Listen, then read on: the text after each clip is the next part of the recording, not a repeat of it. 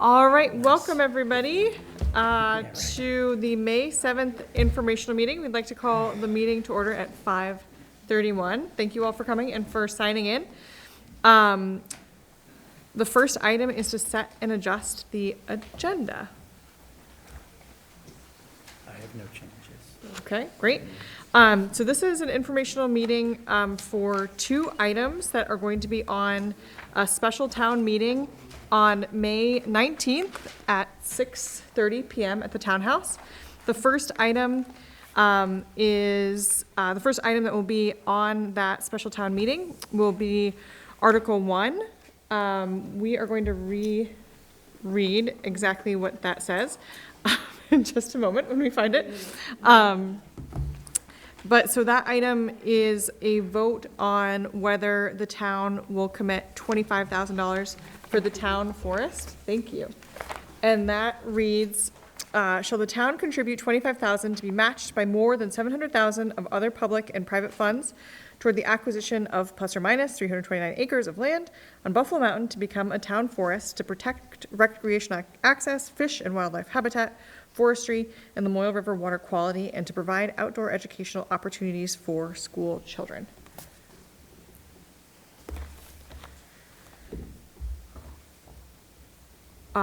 This is now an opportunity to share thoughts about that. At the special meeting, there will also be opportunity for discussion and a re-vote on that item. But does anybody have anything they would like to discuss? Hi, Rachel Payne on the Hardwick Conservation Commission.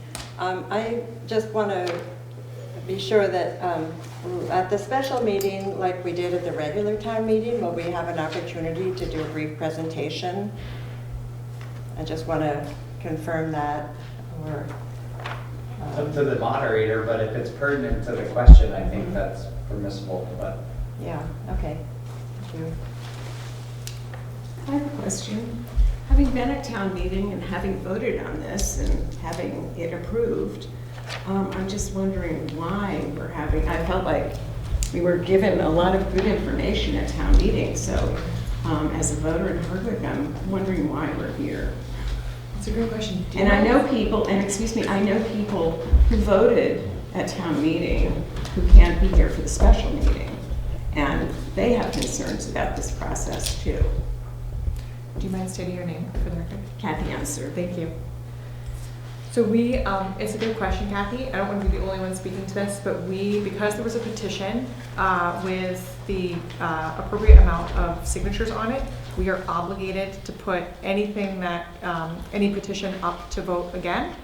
So these two petitions got enough votes enough signatures, excuse me, for that. So, and then we, I believe it was 2 meetings ago, discussed the timing of the special meeting.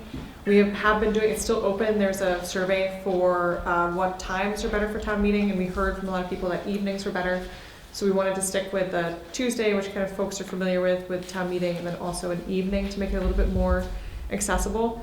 Other than that, I can't answer the why necessarily, other than The petition was to rescind the vote that we had. Or to reconsider. To reconsider. to reconsider. Yeah. And that's covered under statute. Is that why we have to do it? It's state law says if enough signatures come in within 30 days, we have to have a revote in the same place, in the same format. Within X amount of time. Right. Which is why it's so quick too, because we only, what was it, 60 days we had? Like it was a short amount of time we had to redo this. Yep. Yes. Ross Connolly. Just clarification, at town meeting, I was under the impression that this $25,000, if it's upheld, would actually get returned to the town at the closing of the sale of the property. Is that correct? That's my understanding, Ross. It's possible that Rachel could speak a little bit more to that. I can speak on that. That the once the property is transferred to the town ownership, then $25,000 would be granted to the town to pay for initial management costs of the property as it's developed or used as a town forest, so yes. So that would offset the 25,000 the town has voted to provide to the project? Yeah, essentially, the 25,000 that is returned is earmarked just to use on the property rather than, I think, the contribution General fund. going with, from general fund.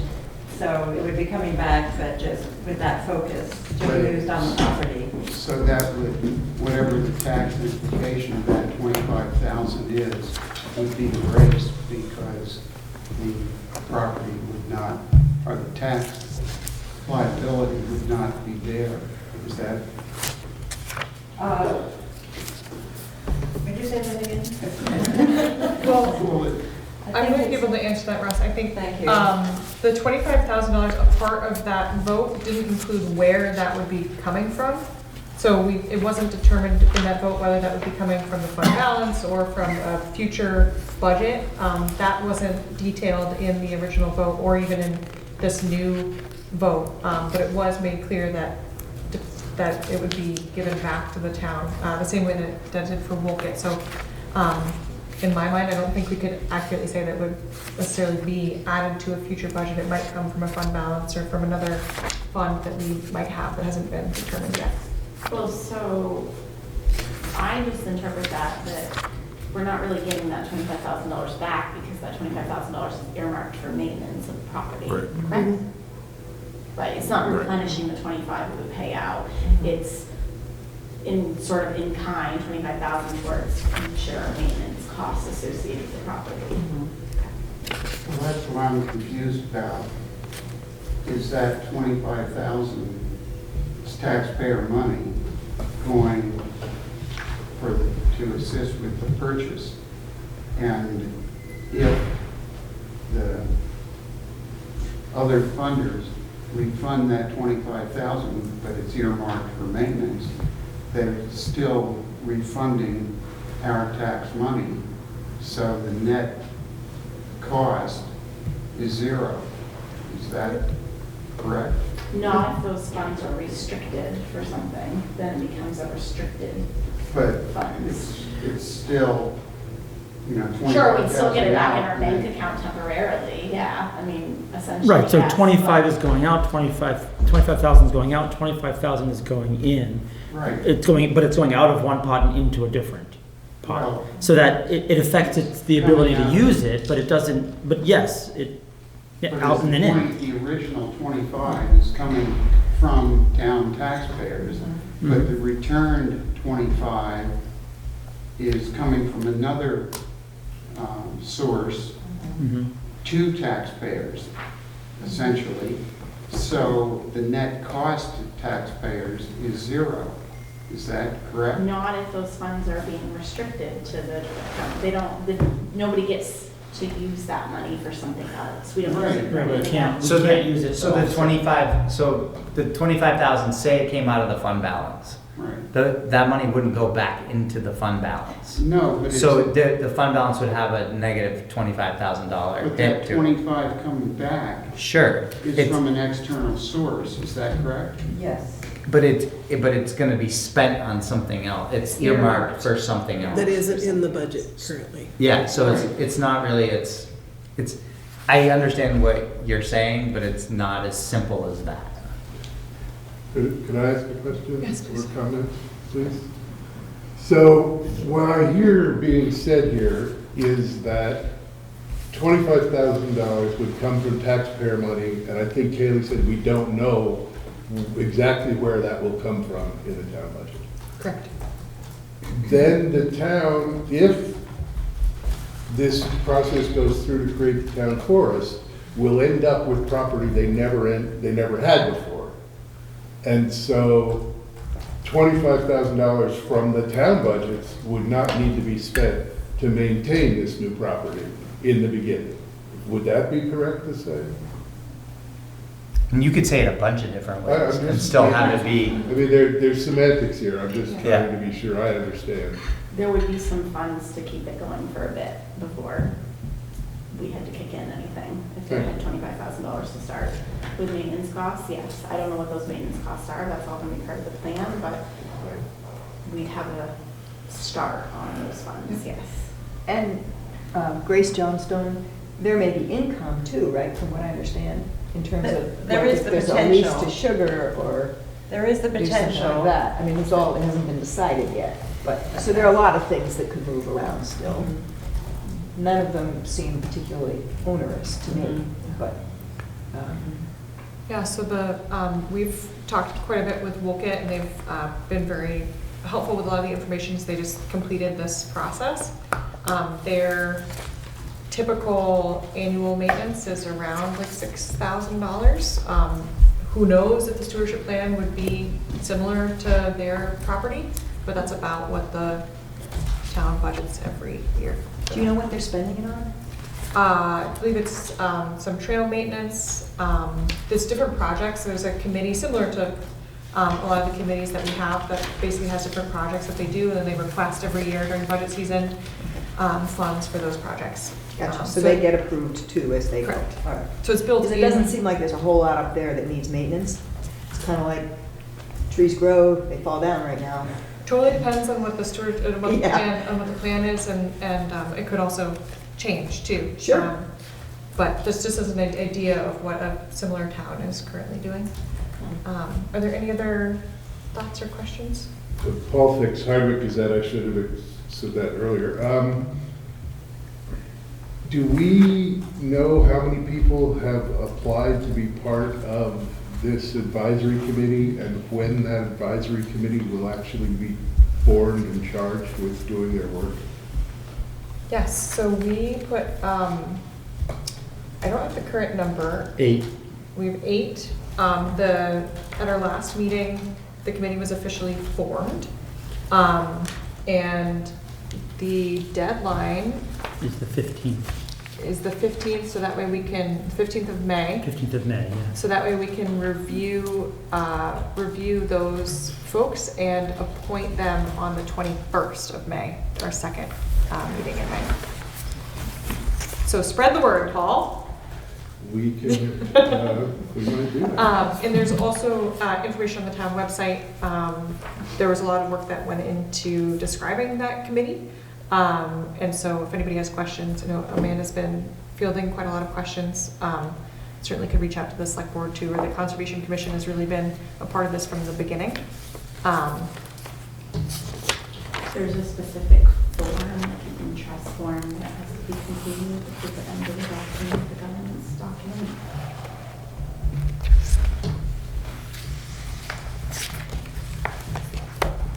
Great, are there any, Ross? Ross Connolly, if the vote is rescinded, what happens? It's a good question. So this was discussed at one of our previous meetings. It would mean that we don't provide that project with $25,000.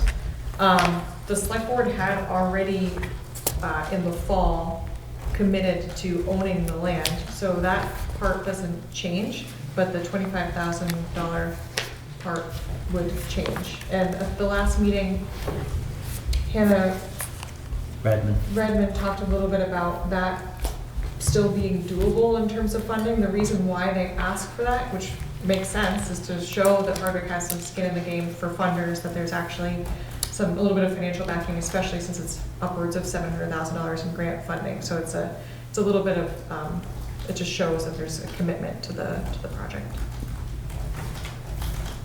Kathy, answer, and how is this next meeting being warned, if this is really going to be the final vote, so that enough people turn out who have a vested interest or voted before thinking it was a done deal? It's been legally warned, like it's been in the newspaper, Newton Citizen, Gazette, right? So that's the website. It's been on the front porch. Same as At right, least all the once. usual places that we post. Isn't this out, Northern Forest? Yeah. But certainly, all of you spreading the word is very, very helpful. We have made the conscious choice to not have town social media, so we don't really spread the word that way, but Well, we do. We have ways to do it. we have ways to do it. Yeah. For emergency purposes. Yes, that's true. But I think the more that it can be spread around, we might discuss tonight, maybe putting a simple poster out, potentially. It's all warned at the post offices, but maybe there's another way that we can spread the word. Because May 19th is coming up. It's right around the corner. Paul Fix again, does the select board or the town administration have any recommendations on how they would like to see this vote? No, we can't do that. No comment. Nice try. I'll abstain. With large numbers of Hardwick residents that. is how I'd like to see the vote happen. I'd like to see a large turnout for the special town Yeah. meeting. That's what I'm saying. Yeah. We could broadcast outside the doors into the, like, That would be great. you know, I did talk to Brian about the taco truck, but I haven't heard back. yeah. I was just gonna ask. There was a picture at the Historical Society of an event that happened at the depot, I would say, right around in the 1930s. Wiz and I were looking at the attire at the time, and it looked like the whole town was at the train depot. So it'd be cool if we could have the whole town show up, and they're dressed in their finest at the. So let me ask a follow-up question. How did this article get onto the warning for town meeting in the first place?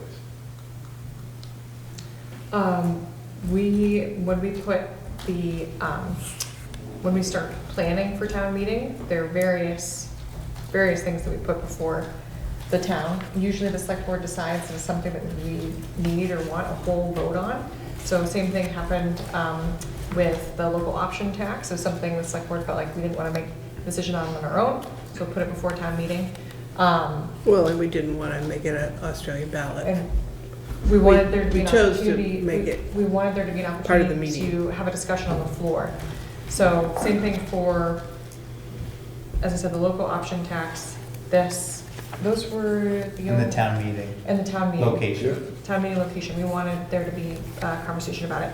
I will say we are getting a little bit close to the end-ish time of the special meeting, and we still have item 2 to talk about. One quick yes or no Are there any question? other questions I'd like about item to, 1? if I may, Rachel Kane, and I just wanted to, when you referenced Woolkid, and that's wonderful, you know, if there's discussions about how the situation has been going with their town forest. And I'm not an expert, you know, Jack, the other people have worked with Woolkid more, but I mean, the number I recall that they outright spent was more like, the number I was hearing was like $1,000, and then per year really spent on it, and there might have been in-kind value but it was all like grants and donations and volunteers was what was really kind of running the show. They weren't putting direct money into their forest in this last year. Of course, they've only started in 2025, but I don't think that's what we heard from Linda Martin, that it was more like $1,000 cash outlay. But if I'm interested to hear, in your discussions, if there's been, I could, that's what I knew, but you've had other discussions, and so I just, and I'm happy to hear that, if there's a. I know it's more than 1,000, mainly because they bid it out, the mowing. Mhm. They have a parking lot, and then across the road, up the road a little bit, they have it's like a gateway into a field. There's some mowing there, and then it's brush hogging as well.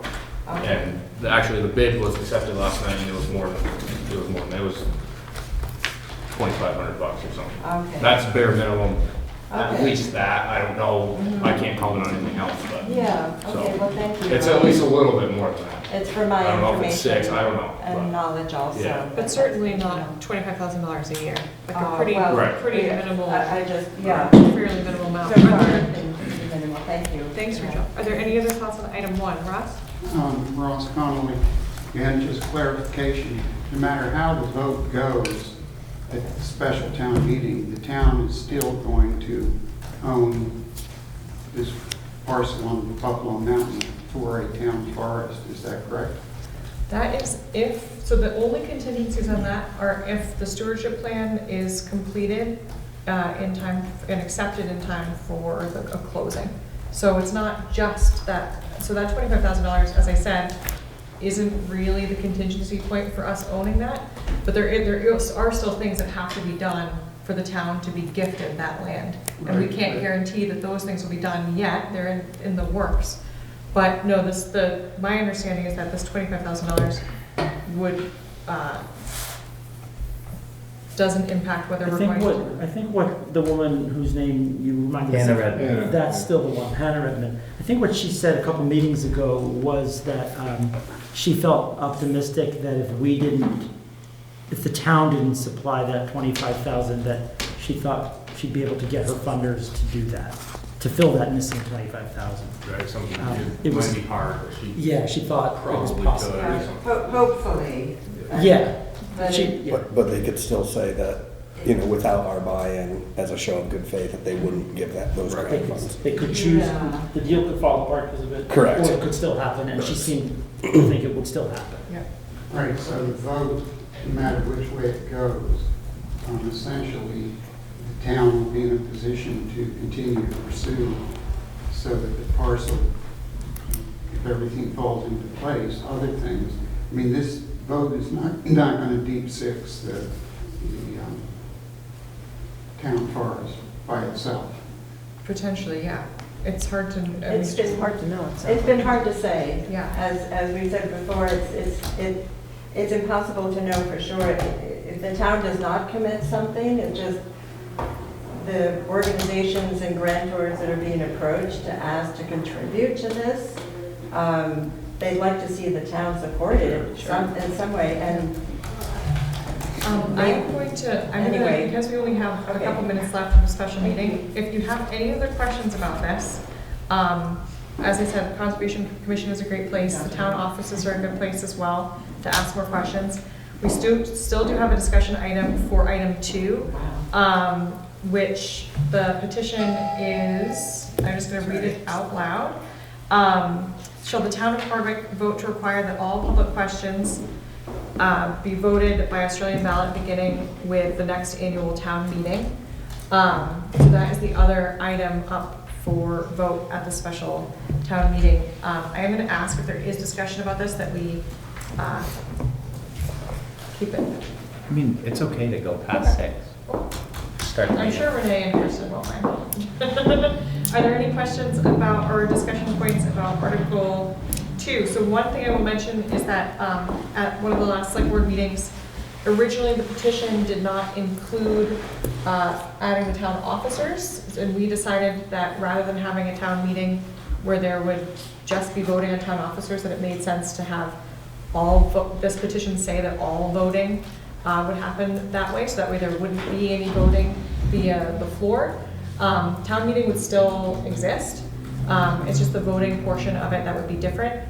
We don't typically discuss the details of how town meeting is going to work in terms of the day and time and location, even though we know that it'll be the townhouse because the town voted on it, until the fall. So those details haven't been decided. This is purely about how voters would cast their votes for all of the items that are typically voted on the floor. Ross? Ross Connolly, if everything's done by Australian ballot, there could not be any discussion about those items, correct? So there still could be discussion in a similar format as to tonight, in an informational session, which we always have, but there wouldn't be any discussion that leads to a vote.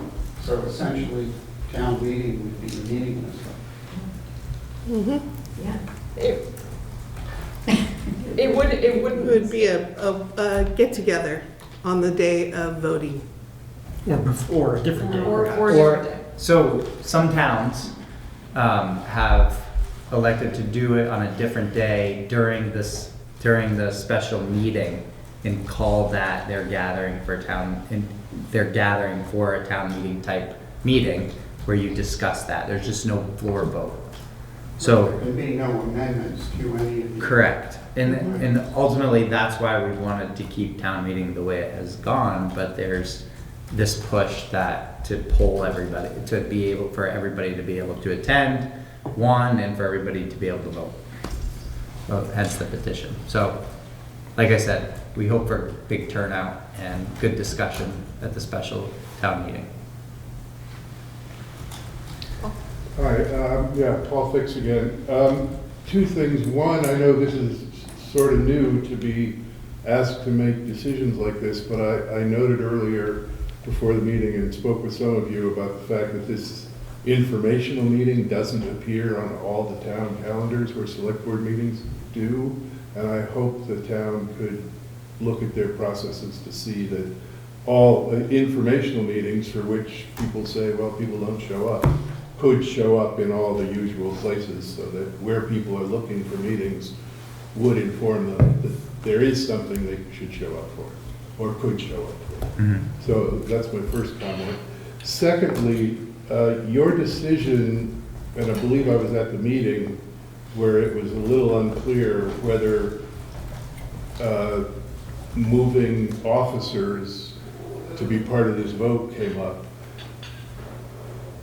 I'm not aware that the community was asked whether that decision of the select board was appropriate.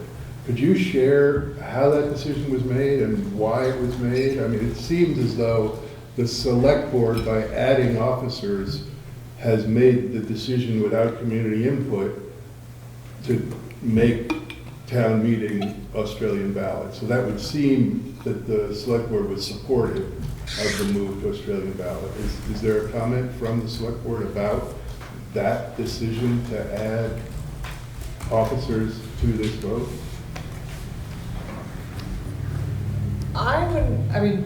I'll just speak for myself. I don't think that decision had anything to do with my personal feelings about whether there should be all votes on Australian ballot or not. The discussion was about logistically, did it make sense to have the 12 officers that are primarily voted on the floor be the only thing that people come for, and then have a discussion without any, so that was the conversation.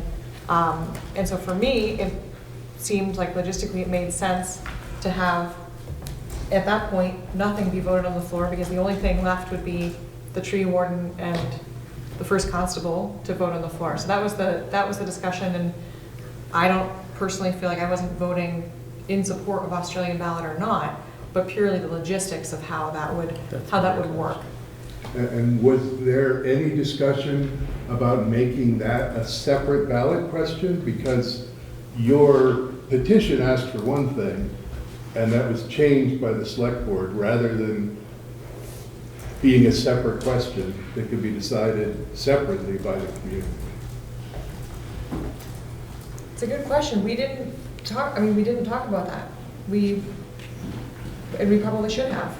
Is the select board aware of any process that could happen at this meeting on the 19th that would allow more community discussion before a final vote on changing the format of town meeting and Australian ballot? Or Well, is this committed to a vote? I mean, both votes will be on the floor. So it could be amended. I believe that both of those articles could be amended with a vote, Correct. just like a regular so you could change those. Yep. Thanks. One more, excuse me, Kathy, answer. I have one more question. I'm curious as to how many signatures are required on this petition that seems to be changing. I'm concerned as to how many people will turn out at these meetings. I don't read a lot of newspapers. I'm not in town a lot. Quite frankly, I'm at rallies all over the place. I'm really concerned. How many petitioners actually signed this petition? I'm going to hand that over to Tanya Chase, who verified In my everything. folder, it has to be statute 5% of the registered voters, and they had considerably more than that. I don't, off the top of my head, I didn't bring the folder with the. It was over 170. I Yeah, believe. it was, Right. We have 2,333 registered voters, is that right? Hey, they seconded me. They followed all the Why I steps. remember it, it's just I can't remember my name, It's but I got that. It's just concerning to It's only two me, and numbers, 2 and I 3. just really want to make sure enough people know about this, because these are big changes we're talking about. Absolutely, absolutely. So one last question from me. I understand there's been talk and I don't think it's been publicly warned or clear, that there's going to be a new process for checking people in, because there are apparently concerns that folks show up who may not be allowed to vote. And part two of that is, if there is a line of people at the time the meeting is scheduled, will the meeting begin without people checked in? Or will the meeting be delayed until everybody standing in line is checked in for the meeting? So is town meeting is adjourned, no, not adjourned, is started by the moderator when there's a moderator already elected? It's the same moderator. Right, no, I know, Yeah. that's what I'm saying, right, in March we have to elect one first, so someone else, so the chair starts the meeting, or no, we started it, I think.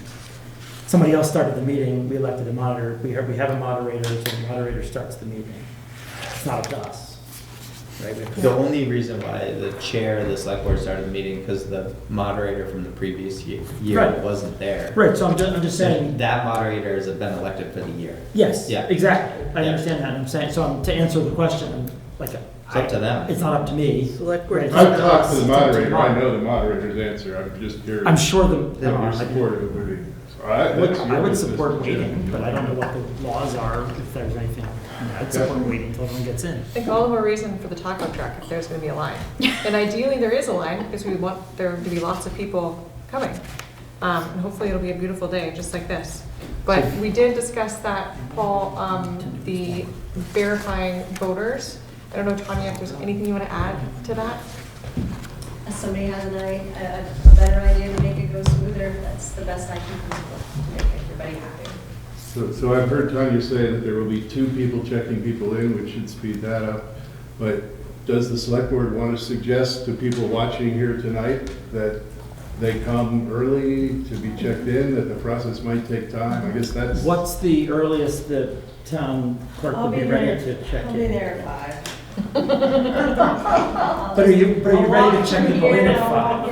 I mean, is that too early to show up and be checked in, or do you need time to get set When up? I get done here at 4:30, I'll walk over there, so don't come before 5. Okay, 5. Give me a few minutes. 5. I'm gonna Check camp in. out the night before. Double dog dare. So thank you for all those questions. Are there any other discussion points or questions about Article 2 for the special meeting? I have a question, Rachel Lane. So if the vote was to go Australian ballot for town meeting, would that start at the next town meeting? Correct, yes. And I mean, in my mind, it's like, that's a pretty serious question, that question should be on Australian ballot. You know, really, because that should be a townwide, you know, here, you know, it's a serious vote, and it is kind of probably hard to get a lot of people at Tuesday night meeting in May, but I guess that we'll just arrive early, that's all, and bring your friends, make sure people are there, and talk about it, and understand what it would mean. I will say that the whole process and ideal behind a petition is that a petition can happen at any time for any reason. So, I mean, I think that we're doing our due diligence in making sure that a large group of people are being heard, and felt like that these 2 items are up for vote. I think it's now our job to get it out to as many different people as we can, offer rides for folks who don't feel comfortable driving a little bit later. So for anybody listening and everybody here, spread the word that there will be a special town meeting May 19th at 6:30, but please feel free to get there at 5 to entertain Tanya at the townhouse. Bring her taco. Reminder about parking at the townhouse. The town garage has lots of parking. If you live in town, walking is ideal. There's limited parking on the street.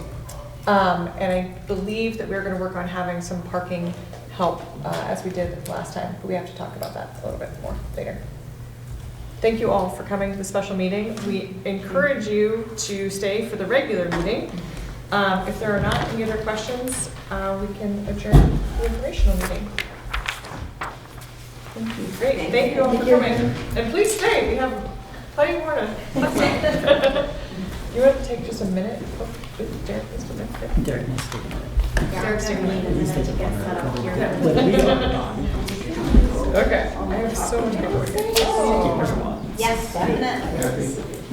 You guys, are there any keys on your keyboard that you need to It's a replace? small tree.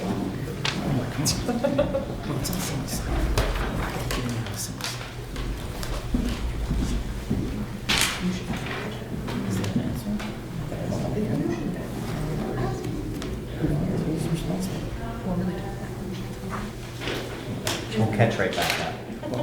We'll be on time in no time. I thought so, but everything was set aside. Okay. We do have quorum. We do have a- we can Sure. start. Rules? Oh, yes. we can We start. didn't request that we wait for him, so. No, Where are they? right there. Same as old. Casey, are you Um, ready for the next? Working on it. The driveway What do we do? standard.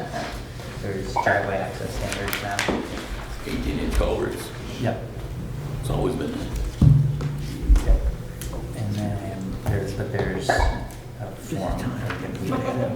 My calendar, oh, it's worse the day before. Permit.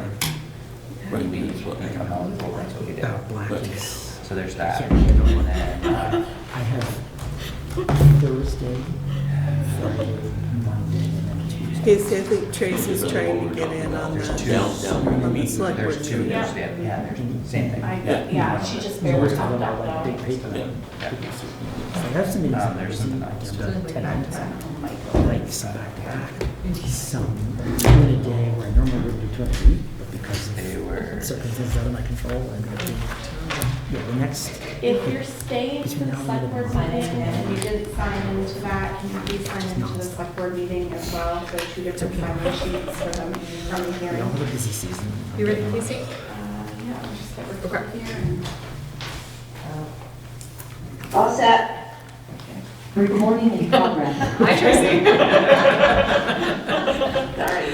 I guess we're starting. Great. Tracy just declared it. Jason's all set. He's Welcome ready to go. again. Now we are going to start our regular select board meeting on May 7th at 6:09. Thank you all for being here on a beautiful day. The first item is to set and adjust the agenda. I think we should add more items, because I don't think 13. As Eric would have said, is there anything we can take off? But it doesn't look like we can. Are they Okay. licensed? Just add the executive session Any for licenses Oh, to okay. add property, to the real estate. list? So we already have an executive session. Oh, gee, so, okay. We already have an executive session pursuant to 1 VSA 313 for personnel matter. We are going to add an executive session for pursuant to property matter. Do we have a number? Real estate. Real estate? Yeah. It's the same one. Thank you. For real estate? Okay. Is there any questions? Any other additions? Would you be amenable to a possible change? Could item 11 be moved to the beginning for the convenience of your newspaper who doesn't want to stay for the whole meeting? Oh, come on, Paul. We're gonna, I'm sorry, Paul. We're putting it under Don't worry, 11. there are a lot of short things, so we'll get there quick, I promise. Okay, we do have an addition to the agenda, so we do have to vote on it. Yeah, that's fine. Would somebody like to make a motion Oh, to to go on the add an executive executive session Pursuant to Pursuant to one VSA section 313 for real estate? for real estate, I move that. Second, All, To include the town manager. to include the town. To include, yes, I said to include the town manager. I said is that a right. comment? All those in favor, please signify by saying aye. Aye. Opposed, abstentions, ayes have it, great, thank you very much. The next item is communication from the audience. Is anyone here to discuss something that is not already on the agenda? I have a Go little ahead. question. I've been meaning to ask this for a while. Speed bumps in a village, is that possible for the summertime to slow down traffic? Because, you know, there's, well, of course, I'm in East Hardwick and all roads, everything rolls down fast, and it makes me think about, you know, some of the, you know, what's possible. I mean, we see them on Church here, and I'm just I just wonder We if saw anything them, like saw them on is Church ever Street. They're no possible. longer on Church Street. They Did haven't you say been on- that? I We wondered. saw them on Church Street. They haven't been on Church Street for some time. Well, I saw, Yeah, yeah. it's been a while. Is there? The recommendation is to do a traffic study, so if you wanted to reach out to NVDA, to the senior traffic planner, Doug Morton, and request a traffic study for East Hardwick Village. You could So- start there. That's Oh. I don't have any luck. Yeah, But- I've requested several traffic studies for It's very several elusive. areas. So, okay. Yeah, but that's that'd be the the first first. step. First step. So, speed bumps are theoretically possible? Sure. On smaller roads or something, or, okay, well. They're theoretically possible, but we can't just put them up wherever we want to. So Potholes that's work the- better. I know, too much repair We just going on. shouldn't have repaved East Hardwick Village last year. Just out of curiosity, where are you talking about? Well, I mean, I'm really kidding. I know you are. you know, most every place coming into East Hardwick, you know, because it's all downhill. Yeah. So coming from Greensboro, coming Yeah. down from Hardwick Farms, coming, you know, Yeah, and everything runs towards the river, and Right. people, you know, do tear down there. It's, you just build up speed naturally. So, and it's a worry with the trail, you know. well, cars do trails have cross- brakes, that they could slow down. And I think it's more of an operator problem, like, I think people just need to be aware that they're coming into an area where there's children playing and where there are people out walking, and it's like, it's in every, town. And it's, yeah. and it's like, you go out and you look at how people are driving these days, and it's absolutely ridiculous Yeah. what people are doing on the roadway. Yeah. Do we need a traffic study to put some additional signs uphill from the rail trail? It happens to be right near my house, but, you know, giving people more notice that it goes Yeah. from 50 to 25. I mean, signs are Rail trail great was there. when you have motorists that are paying attention to driving. No, I understand that signs only work for a tiny Yeah. percentage, but, Right. They're like a feel good. yeah, okay. Okay, so we're not really making Okay, progress. so I just No. wondered, so theoretically possible, but Sure. unlikely. Yeah. Potholes is the way to go then. Unless you can get a hold of the NVDA guy. That's the. Doug Morton, Doug that's Morton. the guy. That's the guy you want to Maybe talk next to. winter, I'll work on that. Doug Morton. Great, Okay. thanks for bringing that up. Any Yeah. other communication from the Thank you. audience? Okay. Next we have select board to approve the minutes of the regular select board meeting of April 16th. Motion to approve. Thought they looked great, thank you. Is there a second? Sure, second. Discussion about the minutes? No, I thought they were fine. No. Thank you all so much for doing them. All those in favor, please signify by saying aye. Aye. Opposed, abstentions, everyone in aye. Great, thank you all. Next, we have the town manager's report given by David Upson. So we have two environmental remediation studies that have started. One, Vermont Huts down next to the clip joint on 9 South Main Street. They've started a phase 2 environmental there. We've signed an agreement for them to enter onto the property and continue their environmental work there. We have a phase 1 that has begun on Creamery Road for that property for the redevelopment up here. So we have provided them with information and providing them with ongoing information there. The RFP is being developed for the wastewater treatment facility. I've completed it, sent it to our consultants for FEMA. They've given me comments. So I've gotten the comments back and we're working on just tightening that up, and that's for 100% design for construction request for engineering firm. So that's, we're ahead of the game with the other two communities with the wastewater treatment facility replacement, so that's good. And then the permitting, the final design has been complete for the Fisher Folly Bridge. and permitting has been signed off and submitted. Verdantis, our engineering firm that's doing Fisher Folly, has prepared the permits, the state and federal permits. The town has provided the local permits at the zoning office, and so that project is going forward smoothly.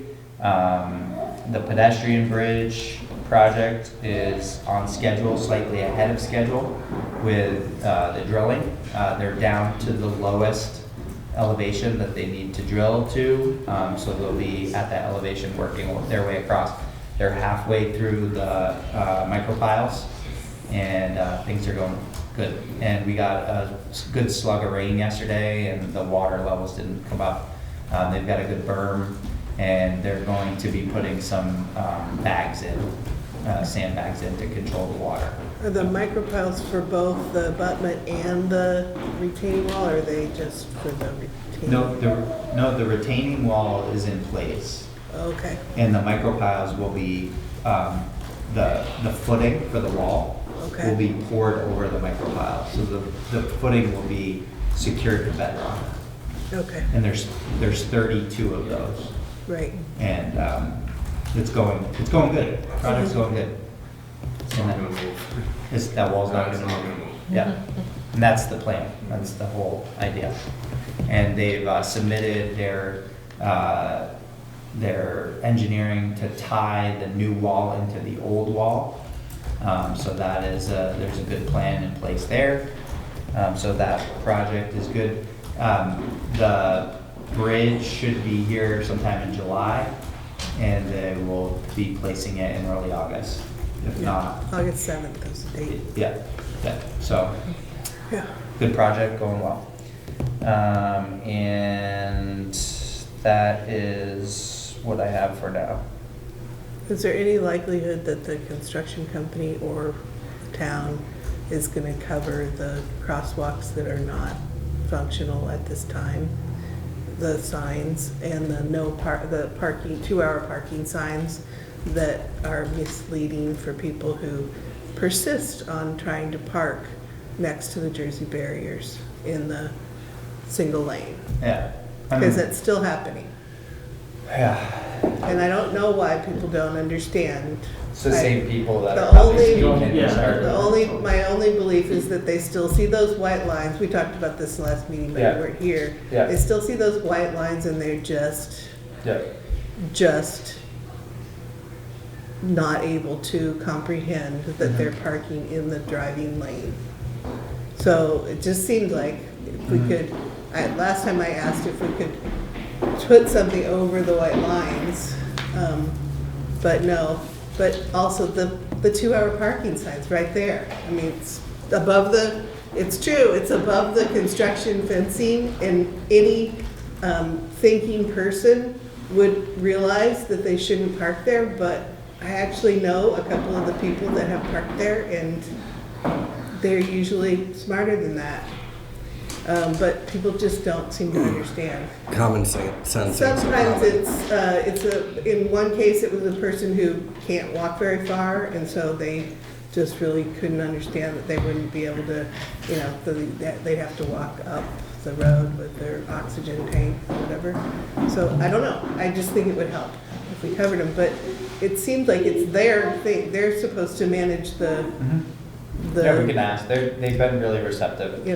I mean, there was a point when the crosswalk sign that's in the middle there,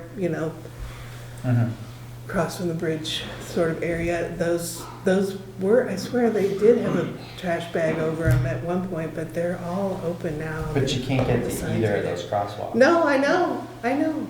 So But it sounds like maybe, are you gonna do that? People Opie? have Ask walked them- in the middle, they're walking all over the place. And then we have the extra crosswalk sign where we no longer have a crosswalk. That just needs to come down because it's been there since long before this, but noticed it because, sitting there stopped at the light, so. Well, it sounds like we'll ask them to put some bags on the signs as a start. Thank you for doing that. Any other questions for town manager? Thanks for doing everything you're doing. Next, we have the Hardwick Town Foreman Report, Road Foreman Report, given by Tom Patton. Oh, God almighty. Let's see, we completed most of Macville area, Hopkins Hill area today. Still got a couple cross roads left up on that end.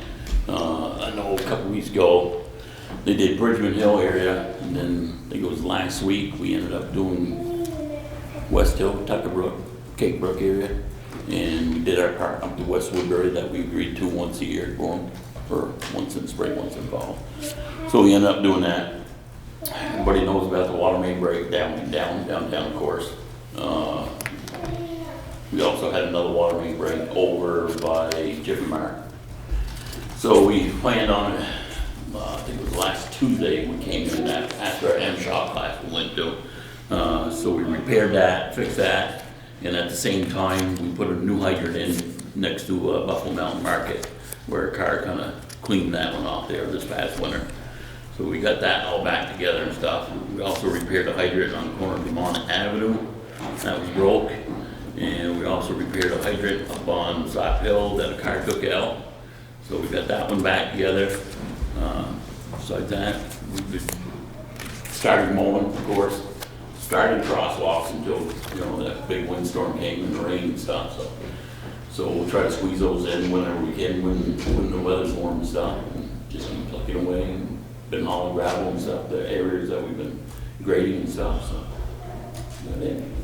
And we'll move the radar sign that was in the place near the co-op because the co-op delivery trucks keep hitting it. Yeah. And don't tell us that they hit it. Yeah. So the sidewalk where the water main break was, you're finished with that? Because there's Yes. a pretty large hole that is somewhat In the dangerous. sidewalk or in the parking area? Right at the curb, That curb. in that section. That It's curb like, must it's be like it's set. sunk or something. There's a pretty big hole there that seems like a safety hazard. Yeah.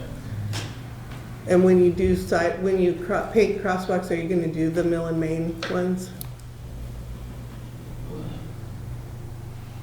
Because they're getting a lot of use, and it's a pretty, You're talking Pre- by the post office and Buffalo Market, those ones? I'm talking about the at Mill and Main, so in front of the only Laundromat? crossing at Oh, that right spot, there. yeah, in Okay. front of the Laundromat. laundromat and in front of the, Yeah, those won't Clip be done joint. until construction's over. well, There's I no think way it's a here, I safety can't issue. block off traffic going both ways. well, Because if you got cars coming this way and we got cars coming this way, I I mean, think we can't. I think it's a pretty serious safety thing, because people are having a hard enough time getting across the street. I mean, cars are waiting there and allowing cars to come off of North Main. They're working around stuff. I don't know. I don't know how long it takes, but I think it's pretty tricky to not have that marking there. But Just don't know how we're you gonna guys do it. decide. Could But you, you'll- could you do it at nighttime? We need to eat. It has to be a certain time. I mean, it's paint. Yeah. Paint don't dry with moisture and stuff. BT. August by the time you can do that. Yeah. We'll work on getting a plan in place to try to Because get construction that goes through August, up to August, so it's gonna But be you a have the paint. tough summer. Yeah, we have the paint, that's not the problem, it's blocking, it's one thing, to have the flow, because we had, but to block off traffic right there for someone to wait for the paint and stuff, and, We could make it a community project during Springfest, mm, at the very end of the parade. there we go, we can paint it every parade. Yeah, I don't know. I just think it's, I don't know if I there's think some there's- alternative There's that a, we could. I think we could probably do some traffic control there and try to figure that out. We'll work on it. Okay. We'll work on It just seems, yeah, if you stand there and watch, it's We'll work really, on it. Yeah, I've it's crossed the really road tricky there. for people to understand. And so now that there's nothing on the ground, they're just like crossing in the middle, they're doing all kinds of stuff. Yeah, And they're accommodating the cars instead of the cars accommodating the pedestrians. mhm. All good points. Are there any other questions for Tom? Well, thanks, Tom. Appreciate all your work. Okay, item 1, select board to consider approving several liquor and tobacco licenses. We have these in our packet and Tom's here. Do you have any questions? There are a lot of them. We can vote these as a slate, right, Tom? Do you want me to just tell you about the new one first? Oh, yeah, sure. So there's a new one for second class tobacco and tobacco substitute endorsement. This at 117 Court for businesses, Hardwick Gas and Convenience Stores. This is replacing Global Montello, who does business as Jiffy Mart at Buddy Hayes, but is not renewing their lease. This is the new going into that store. Got it. So does the store have new owners? It's going to. Oh. Does anyone have any violations? No. So I can read them. These are the liquor and tobacco licenses. There's the first class license for Positive Pie Inc., DBA Positive Pie, the Cork and Fork LLC. Second class license for Visat 117 Corp., DBA Hardwick Gas and Convenience Store, Hardwick Convenience and Deli LLC, GSB LLC, DBA D&L Beverage and Deli, and Buffalo Mountain Co-op Inc.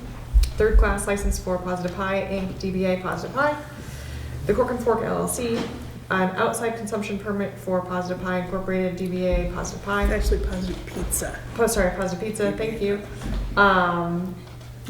Tobacco license, VSAT 117 Corp. DBA Hardwick Gas and Convenience Store, Hardwick Convenience and Deli LLC, GSB LLC, DBA D&L Beverage and Deli, a tobacco substitute endorsement for VSAT 117 Corp. DBA Hardwick Gas and Convenience Store, Hardwick Convenience and Deli LLC, and GSB LLC, DBA D&L Beverage and Deli. Is there a motion for those? So moved. Second. Great, any discussion? I just have a question. Is there anything we should discuss or need to know about a new license request? I mean, is there anything we're supposed to do? You can suggest denying their license if you want, I mean, I don't want to do that. I just, I Okay. don't know, I just, not There's nothing else something I we don't do. really know. Okay, just making sure. They go through all the steps with the Department of Liquor and Lottery too. Oh, good, there you go. That's, I was looking for something. Great, then Great. I don't have anything. All right, if there's no other discussion, all those in favor, please signify by saying aye. Aye. Opposed, abstentions, none, great. So great that we have so many businesses serving alcohol and tobacco in Hardwick. Next, we have item 2, select board to consider approving a banner application for Craftsbury Chamber Players. This is also in our packet. The requested date is June 15th to August 24th. Ideally, Wolcott Street is what they're looking for. Any discussion about this? Motion to approve. Second. Any questions? All We're those gonna in, have enough room with all the other banners? Theirs is usually a little further down, closer to Tops. Okay. There's like 3 or 4 places to put banners. Okay. Yep. And I believe Amanda keeps track of it too. Okay. Great. All those in favor of approving the banner application, please signify by saying aye.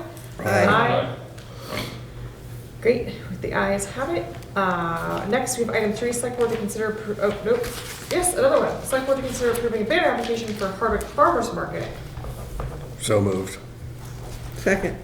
Any discussion about that?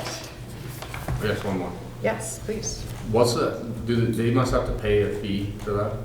Not to us. They pay So- Hardwick Electric. Okay, that was my Have to question. hang it up. Okay, that's what I figured. $75 or $100 or something like that.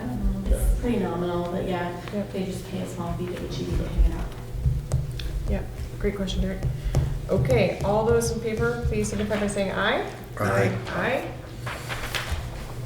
Great.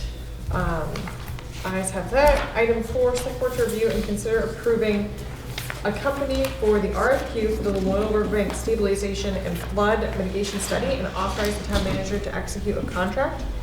We do have Kristen Leahy here to answer any questions. Kristen, do you want to briefly go over this or just answer questions? To know that, this was We received 6 applications for this, or submissions for this particular one, and 5 of them were excellent. I mean, it's great to have so many choices. We did, as a staff, look at different points. The suggestion is to go with Stone Environmental. They do have a urban planner on staff on their project team, but reality is any of the top 5 would be excellent. That's the recommendation. And this project is all grant funded, correct? The CDBG. CDBG. Community CDBG. Community Development Block Grant, Disaster Recovery. It is, No, where's the, oh, that, you should ask Kristen that question. where are they stabilizing? They're not doing any Or where's the stabilization work yet. being done? Where they're looking, this is the first Yeah, steps. okay. This Is that the sawmill one? No, this No. is the one that goes from Hayes down through the center, down to Cottage Street Bridge. Oh, okay. And it's the. Long stretch. It's a long stretch, but it's got the walls and any mitigation that Okay. can happen. Okay. So it's a lot of community engagement, and that's why having an urban planner on there. So we went through the first round, we asked for requests for qualifications.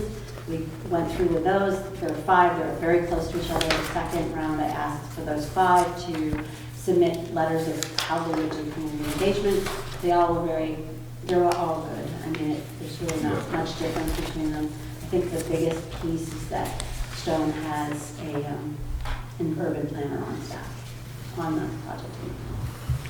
And given that this is relatively an urban setting, it'd be advisable. But, Verdantis is working in there right now, SLR's been working in there, so we could go a different route, but that was our recommendation. I'd make a motion to authorize the town manager to execute a contract with Stone Environmental. Second. Any other discussion or questions for Kristen? I just want to say I really appreciated how the evaluation process was laid out. It was really clear to read, and it was nice to see how the evaluations were weighted. So thank you for putting that together. It's actually required by that grant.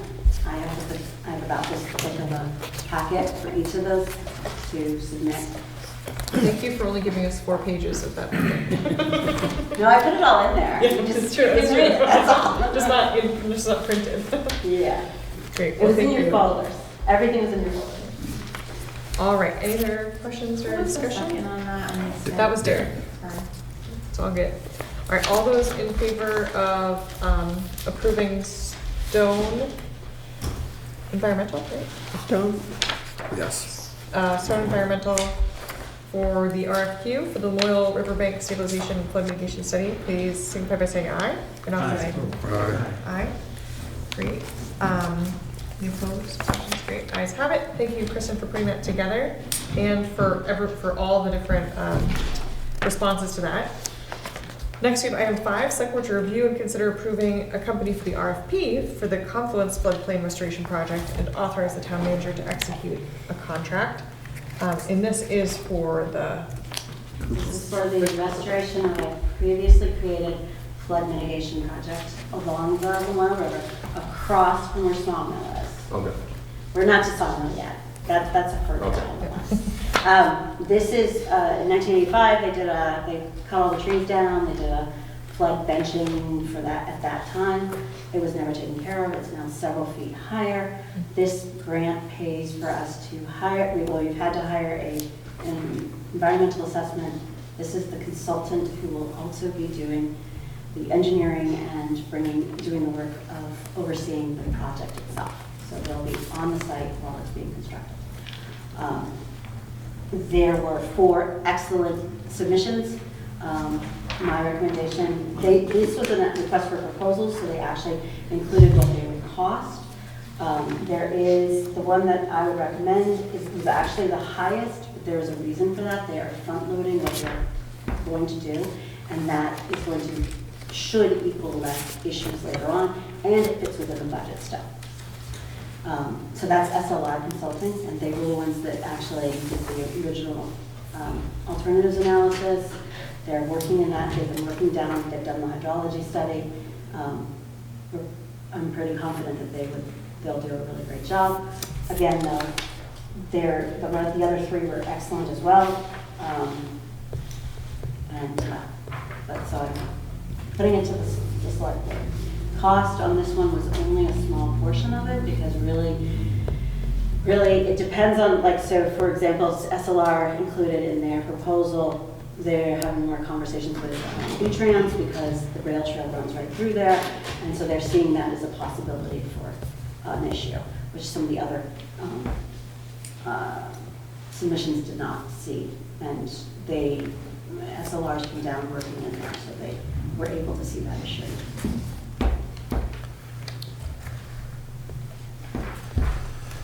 What's the small portion of the cost? 10%. They're only. How much? Oh, they're $200,000, but it's a $1.2 million grant, and it was included in there. The proposal includes that. The budget, the original budget. If this is more a question about the project, not so much about that proposal, but if this is an engineering and implementation service, what's the projected timeline for that? This is a 2-year grant, or less than 2 years. Okay. The hope and what they were asked to do, to look at, is that they will be able to start working on it by next summer. Okay. But we'll have a better idea. It depends on the environmental assessment. They'll work with the environmental assessment consultant directly, provided we can get all the permits in order. Mm-hmm. We're hoping to be able to do it by next spring. And they'll take care of the bidding and the rest of that. Okay. So that we're not having to do our fees. I'll make a motion to authorize the town manager to execute a contract with SLR. Yeah. Second. Any other discussion or questions? I just want to add that if you've been on Route 15 towards on the other side of Johnson, there's a flood benching project in the works there, just past the where the Guion comes into the Lamoille, just past there, you can see it. So it's something similar to that. And they actually designed that. That was an SLR project. Yeah. I just want to give Kristen a shout out for doing so much work with everything that has to be done for flood resiliency. So we really appreciate it, Kristen. Thank you, and the whole team as well. Are there any other questions or comments about that? All right, we have a motion and a second on the table. All those in favor of item 5, please signify by saying aye. Aye. Aye. Aye. Great. That was 5 ayes. The ayes have it. Next, we have item 6, zoning and floodplain administrator to give updates from her office. Hi, I'll keep it short. So there's a municipal plan community survey out there right now. I've talked about this before. The planning commission is behind this. We have over 5% of the population has done it, 167 people. I want to get to 300. That's 10%, and that at least to 300. I mean, yeah. So we're still, it's out there until June 5th, but if you have any suggestions of places that can have more, the link or paper copies, I'm going to be at the special town meeting. I will not be voting, I will not have a card, but I will have paper copies and the link, postcards with the link. So, there will be a free flood insurance workshop on June 8th down at Atkins Field. And what's cool about this is that the people presenting are going to be, there are 2 people from the state of Vermont, and this is what they do. They're not selling an item or making a pitch for a particular product, but they have a lot of information about flood insurance, but also how people can work with their home insurance for climate change. Like right now, I don't know if you've been paying attention to, in the middle of the country, some of the hailstorms, people thought that they were covered on their home insurance, they're not. So they'll be able to run through different items like that. And it's open to everyone. It's at Atkins Field. There's a potluck that they do, a community potluck that they do down there in the summer, and it's right after that. at And when 6. is it? Huh? When again? Can you say the date? June 8th, 6 p.m. I've seen 2 classes with them so far this year, and they're really excellent. Doesn't sound interesting, but it is. I think so. The draft working maps from FEMA are released again, because they released them and then FEMA closed down. FEMA's back open, they've released them again. I'm gonna be going to a review of them next Wednesday and finding out when I can start sending them out to owners to let them know that they're available. Anyone who either goes into the floodplain or moves out of the floodplain will receive correspondence from my office letting them know what's going on. The preliminary indications are that the Granite Street Historic District has more floodplain now, and that outside areas, like think on the Memorial, have been taken out of the floodplain. So there's a little bit of shifting going on. But unfortunately, it's because it's a draft working map, I can't release it to the public yet. And that's one of the questions we'll be asking when we can release. So I gave you the most current buyout list. The 2 in East Hardwick, the 2 properties that were funded through the state are scheduled to close on May 22nd. And then we'll be doing an RFP for demolition. I just talked to the asbestos testing company. They're going to be able to come back in the ones that did last time. And then a neighborhood survey will go out to that area to talk about what are the next steps they'd like to see as a neighborhood. I've heard apple trees where Meredith's house is right now. The FEMA pipeline was closed, which means money for other FEMA buyouts wasn't coming back yet. It currently has reopened. The 2 parcels out on Route 15 that are in the buyout have been awarded funding and have been sent to appraisal. And those are the 2 parcels that are going to be transferred to Fish and Wildlife. So they will not be town properties, but rather Fish and Wildlife. And then 1 property has withdrawn from the program. So that means we're down to 9 left. 2 have a date, 2 have funding, and 5 are in limbo at the moment. Is there a status on the Gazette building system? That's one of the ones in limbo. There is, my sources at the state say that the funding's going to come back soon, and then there'll be next steps. But as far as I don't have like definitive what's the next step.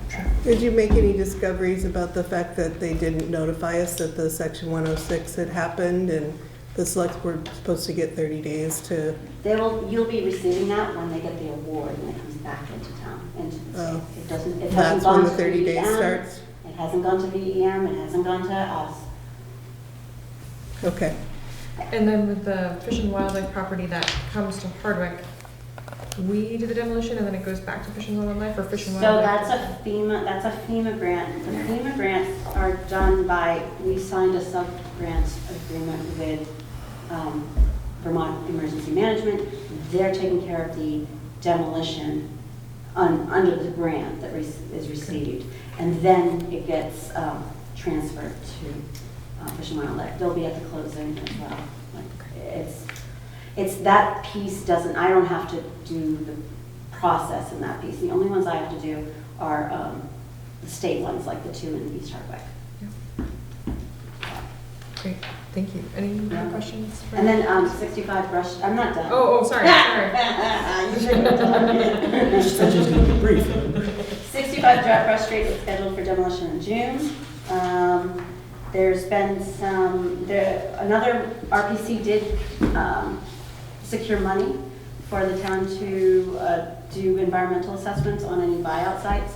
So if a site is purchased and we feel it might, there are 4 sites that are identified as potentially having environmental issues.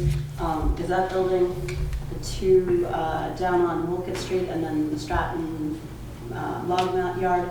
That's not to say that they're going to continue with the process or go through the process, but funding has been found to make certain that there's no environmental issues.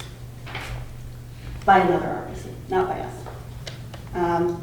The Granite Street flood resiliency planning is still going forward with SLR International. There's 11 properties that have asked to be part of a state-funded utility elevation program in that area. You'll get more information about that.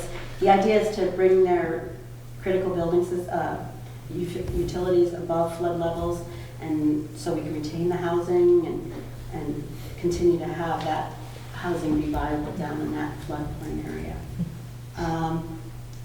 Caledonia County NRCD is pursuing clean water funding to do a study on what to do on the 2 parcels that are out on Route 14 that were purchased by the town.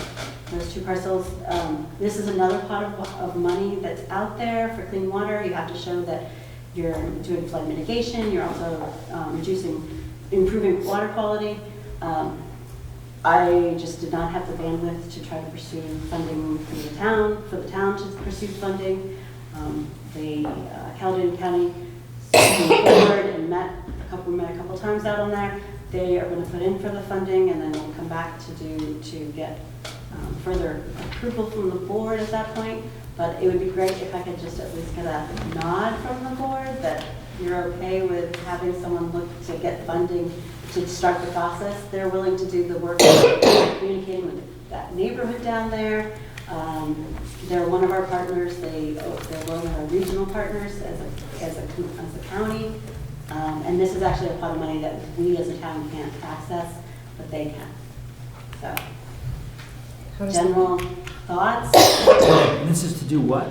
This is to Just say that again. they're going to start with scoping and feasibility. So we're talking to the neighborhood to see what they want, and coming up with, if they get the funding. Right. And starting the engineering, I think up to 30% is what that says.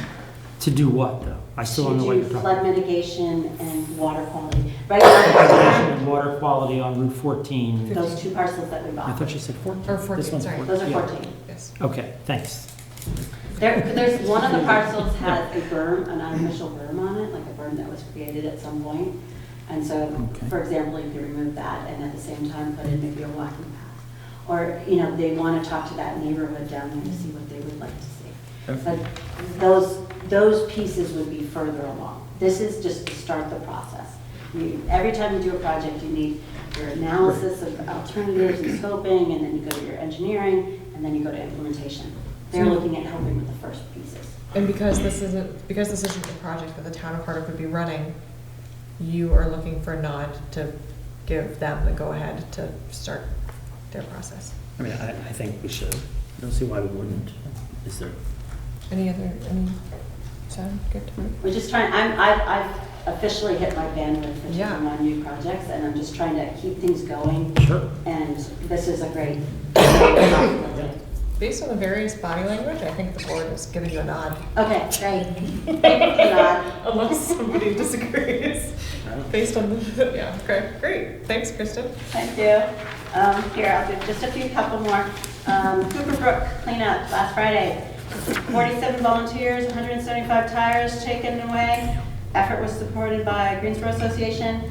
Your town manager was in the water for a good portion of the day. We had kids from the high school. We had He likes to be volunteers in the from... water. Huh? He likes to be in the water. Yeah, maybe not with those tires. No. Trout Unlimited brought some people, Greensboro Association sent some people, Streamwise, CAE was a big part of it. It's a really impressive amount of work that happened. There was a volunteer community level. At the same time, Caledonia County did plant 500 trees over by Fisher's Follies. There's 25 Is that volunteers. the little flags, the little orange Yep, flags? that's what the little orange flags are for. And just a heads up that we'll be doing another watershed forum in the fall. I'm working with Caledonia County NRCD again for that. Landslides, wetlands, and sediment are the topics, and it should be interesting. And that's it, unless you have questions. I did skip some of the things in there. Thank you. Next time we're gonna bring music. Just start playing the music, like in the Oscars, when the speech gets too long. It's not too long. There's a lot going on, and No, I've I been know. gone. You're doing a great job, Kristen. Well, as Thank you you said for all your before, efforts. thank you, and we're happy to have you back, Kristen. And thank you for keeping all these pieces moving forward. It's super important. Okay. Is there no other questions for Kristen? We have item 7, select board to just consider approving a debt management policy, which is new, and review the town's debt schedule. Thank you, Casey, for putting this together. Okay, so I'm gonna take a minute here and talk about the debt schedule first. Great. So the first one is basically short and long-term debt broken down. I broke it down so you have our general fund debt, and then in red is your enterprise, so your water and sewer funds, and that's strictly paid by the ratepayers, and the rest comes from general fund. So we have obviously, so a couple fire trucks, we have Markville Road improvements, loader and grader, gravel pit, library. I included in here, future highway garage, if that's all intends of going through later this year, what that would look like, on here. And then the only really short-term debt we have is the SCRF, which is the Small Communities Resilient Fund, I believe is what it stands for the lift station. SCRP, not one, sorry, SCRP. And so that's the only short-term one that matures next January. It's considered a 1 year because that was forgivable and FEMA, like combined, so it wasn't going to be paid back by the ratepayers. Questions about, like, these are all the debts. This is awesome.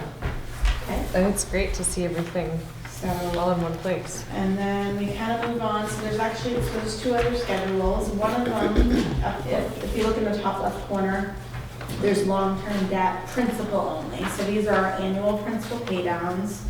And then I think this is less important, but the bond bank usually likes to see those like when we're doing the bond application. But if we look at the total principal and interest, so your annual debt service, I think is a better picture, because that gives you an idea when things are going to be paid off. And so gives you an idea of what the payments are going to be every year. Over on the right-hand side, basically, we excluded the enterprise funds because, again, we're focusing on, because that's paid by the ratepayers, is the general fund. So looked at kind of estimated town budget, because in my policy that we're going to propose, it says that we'll keep it to a certain percentage of the general fund expenditures. So I broke it down to show you what each year that would look like. So we do have room in there for other borrowings. And I sort of estimated the town budget going forward. I basically did a 3% increase every year just to look far out, and then showed you what the 15% proposed looks like, and then I outlined what percentage it actually is that year, if that makes sense. So the policy,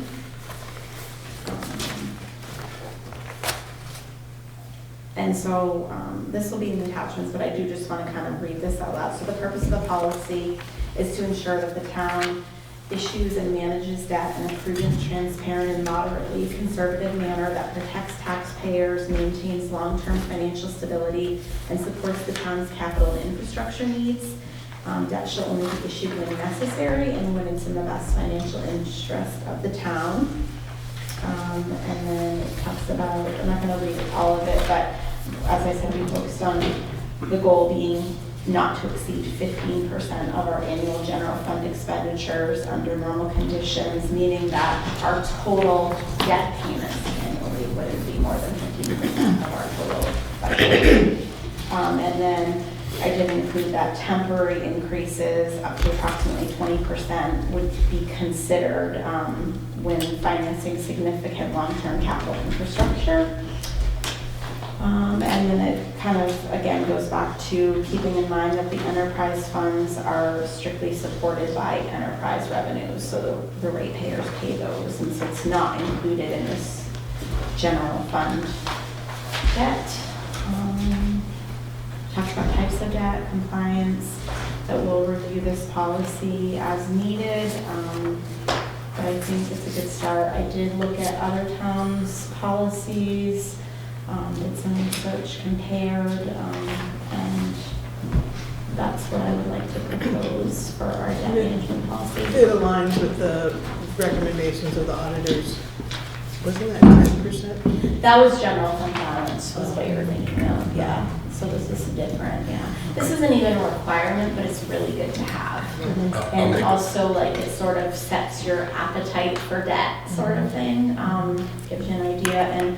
And by putting this together, like, I remember, I think it was Andrew Gilbert, when at a meeting had said, oh, well, it would be good to see what does it look like. And so here you can see you've got a fire truck that's going away in 4 years, and this, it really gives you a sense of, you know, if we take on this highway garage, what will it look like? I'll make a motion to approve the debt management policy. Second.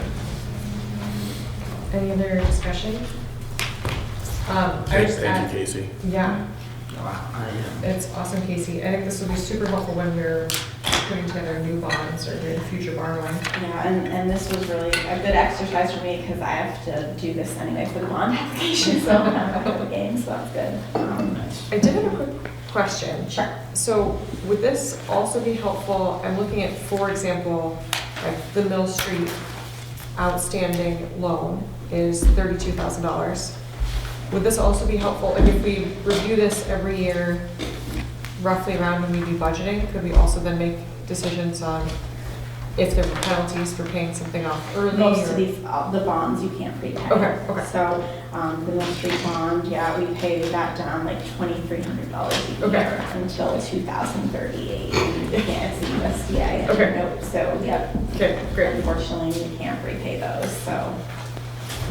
All right, that answers that. Any other discussion about this? I just have one clarification, maybe, Sure. because I don't understand something I'm looking at. Sure. On the principal payments sheet, the second page, Yeah. there's the total, and I know it doesn't, yeah, there's the total, and then, oh no, I think I just figured out the answer. The total on the last page is, so the total on the principal payments page does include the enterprise, the 10 million number that's there? But on the next No, page it actually, doesn't. so it Does? does not. No, I believe, as far as I know, I excluded that. I did exclude those on the principal as well. So I don't understand, so this is where Oh, again. no, actually, you know what? I don't think I did. I take that back. Okay. So that does include, this is all annual principal. Okay, so this is payments, all yes. annual, that explains, okay. But when I did the annual debt service, I did back those Yeah, out. yeah, because okay. It pertains specifically to the policy. That, okay, now it makes sense, because I couldn't figure out quite how with all of the interest, it only went up, you know, Yeah. not even $1 million. Gotcha. And I'm thinking that sounds Yeah. something wrong. But now I understand, thank you. Any other questions? No, this is amazing. Great, so we have a motion and a second. Thanks again, Casey, for doing all that work. All those in favor of approving the debt management policy, please signify by saying aye. Aye. Aye. Opposed, abstentions? Great, thanks again. Next, we have item 8, select board to consider adopting the new road and bridge standards released in January 2026 and complete the certificate of compliance after adoption. Okay, so originally, the last version of this was July of 2019 was when you adopted those. These are the updated standards. Opie and Tom and I had a meeting with District, I don't know what his title is, District 7, but I don't know what his title is, Logan. Well, district supervisor. Yeah, okay. Yeah. So to go over the standards, one of the big kickers is if we don't adopt these, then it affects FEMA reimbursements in the future. So we felt comfortable. It wasn't a ton of changes from the former version, but Do you want me to go over them? yeah. Yeah. we should talk about the Okay, changes. so a couple, like 2 meetings ago, we adopted the road standards. Okay. These are the 2 changes for this one is there's roadway construction standards. Just sets the minimum thickness of a roadway and the type of material that you use. I think it's probably as a result of the flooding and washouts and stuff like that. The other one was driveway access standards. So we have to, they're recommending that we have a formal or informal way to approve curb cuts when a new driveway goes in. So we can evaluate it, whether or not a culvert needs to be put in. So we do have that in place. So really, that's the only difference between the old standards and the new standards, are those two. I will make a motion to adopt the new road and bridge standards released in January 2026. And could you just say, and to complete the certificate? And to complete the certificate of compliance after the adoption. No worries. Second. Any other discussion or questions? Great, thank you all. All those in favor, please signify by saying aye. Aye. Aye. No abstentions or nays. Thank you very much. We have item 9, select board to review the roadside mowing bids and consider selecting a contractor and to authorize the town manager to execute a contract. They're not actually in there, but they were in your folder. And there were There was two. Who do we like? Unfortunately, so the person who did ours last year did not bid again this year. So we had 2 brand new companies bid. One is local, we're not familiar with them, and the other one is in Michigan. But I've talked to him on the phone. I was very confused. Yeah, I talked to him on the phone because actually when he originally sent it, I just deleted it. I was like, this is a scam. Yeah, right. But I did pick up the phone and call him, and he didn't call me back right away, but then he eventually called me back, and he's like, no, that was legitimate. I was like, well, I didn't want to click on the attachment because, you know. But no, it was legitimate, so they would truck their stuff out here. He said that they're picking up work in Texas and all over, and I looked them up, they have a website, they listed a lot of references. They do huge projects for like counties in Michigan that they mow 500 miles, so I was genuinely surprised that they wanted to mow our 77 miles. I put in a job application. So, we have it, and surprisingly, they weren't a lot more expensive. It is what they specialize in, but I guess it's, We were or weren't? A lot more.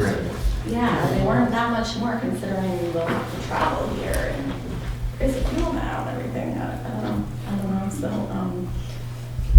technically, Opie could approve this, but we were kind of like, yeah, let's have a conversation about this because, as I said, Who do you like?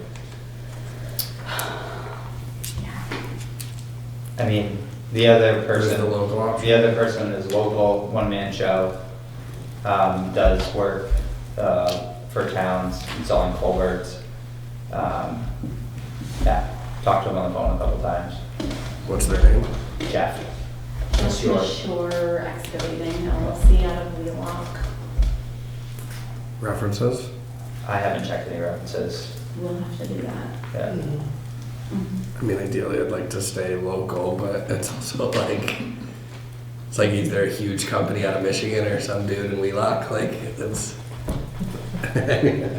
What's the budget on it? Both of them are over budget. I think we have 10 budgeted, so it's only very slightly over the lowest one. So it's immaterial, but yeah. Could we motion to approve the local guy, but depending on pending references? Well, we don't even actually need a motion from you because it's we just want to discuss it because it's actually we got multiple quotes. It's not over 15,000, so. And if a company from Michigan pulled in here, I'd want you guys to know why. I say we stay local. I prefer local as well. Okay. Where in Michigan? That's kind of what I was thinking. Not Grand Rapids. What I was hedging for. Yeah, I think it's right around Grand Rapids. I don't know about that. Yeah, If they're from Jackson, don't do it. I don't know. Okay, so general consensus is still the local company after checking references. Yeah. That's where the prison is. Well, thank you for letting us know. Giving us the option to provide you with our input. You could give us advice too. Taking a Is job in there- Michigan company. Anybody have any other discussion about that? Okay, great. I don't have any. So we're just gonna I mean, refer. if I still had the old sickle bar mower, I'd do it for 10 grand. It's a lot per mile, honestly. It's a lot to mow. It's 154 miles. It's like $37 a mile Yeah. for the local It's a guy. bargain. Yes, these days. One pass or two passes? One. One. Great. Okay, we have item 10, unless there's anything else for item 9. Item 10, select board to consider authorizing the request alone for attachment to the. I didn't create that word, just. I've been working on it. I've been working on it today all day. I know, yeah, I did the old speak to me on Google, like, For the Hardwick Electric Department Union Bank note from 2024 to amend the annual payment amount, and we do have Renee here. I don't know, Renee, if you just want to introduce yourself and talk about this. Yeah. Explain what the word alone means. yeah, it basically, I mean, It's an amendment. it's an amendment. It's an attachment to a full contract, executed contract, basically, is my understanding of it, yeah. So Renee DeGregorio, Hardwick Electric. I haven't been to the last couple of meetings. We've been rotating commissioners. So I volunteered this one and they were happy to pass it along. So happy to be here tonight. I can talk about this memo, and then I do have a few things to update if you guys want an update on some items next door. But for this adjustment, the 2024 capital loan that was taken out at the end of 2024, when I was preparing our 26 debt schedule last month, I realized that the amortization schedule payment was not accurate. So I reached out to Union Bank and they said, oh yeah, you guys need to pay us more every year. So we need to execute this amendment. We have paid the correct payment amount for the last payment that was due in 2025, but they do need this adjustment on record. So the commissioner signed it earlier in this month, and we just need the select board to sign off on it too. So payment is going up $1,000 a year. Again, I think it was just a simple oversight, but my numbers were not balancing when I was doing my test schedule. So we're gonna get that adjusted. So if you have any other questions on that, I'm happy to answer them, but pretty straightforward. And then I do have just 3 quick things that I would love to chat about. I don't know if you guys have seen the bright, shiny new bucket truck around town, but that was finally delivered after an excruciatingly long, painful wait for it. But the crew is super happy about that, and they've been stickering it up and getting it all nice and plastered with Hardwick Electric logos. It is extremely bright. It looks like a highlighter going through town, so you will not miss it. I don't know if you've seen it. What color is it? It's just fluorescently white. Like it needs to be. When I saw it for the first time, Say we need to drive it on the road. oh my gosh. It makes the other trucks look really dirty. So I told the crew, I said, you guys need to wash them, okay? Like once a week, start washing them down to the bay. So that's exciting stuff. Quick AMI update. Our meter deliveries should be here Monday. We're expecting about 3,500 meters delivered. So that's been a while. We are not ready to install them yet. So we are still in our software development phase. I won't say it's been going great. We've been having some growing pains, but we're avidly working on that, and we're still hoping for an execution of late fall. We will be plastering communication and communicating with all the right pairs when we get closer and just know more of a definite integration timeline.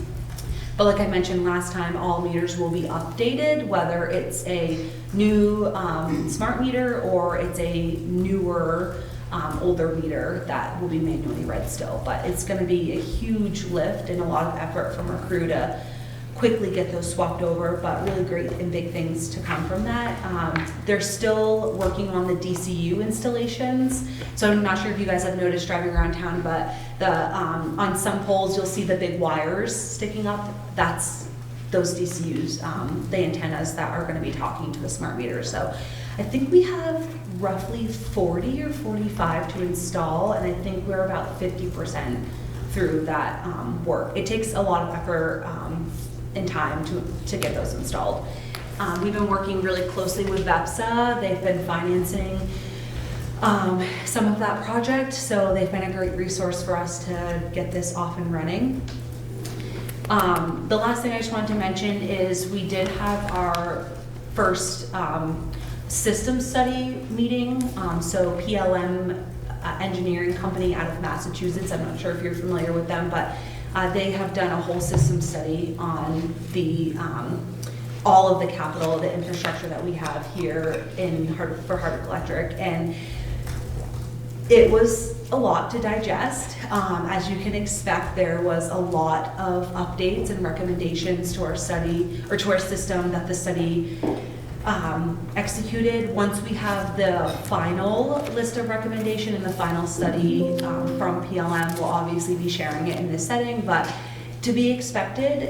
You know, the capital investment to this system is well over 6 figures, but drawn out over an 8 to 10 year period. So this will be a really long-term planning strategy that we are really excited for at Hardwick Electric, because it's going to kind of give us the timeline and the trail to follow of what this company says we should be doing first, and it was phenomenal, really. It was very long, and they're incredible. They have a lot of recommendations. Some of it we will start this year, just quick wins, but a lot to come from that. And once we have the final study, we'll definitely be sharing it. And Scott is also an engineer, so he will be the one delivering that. But just so that's on everybody's radar. Great, thanks, Renee. Yeah.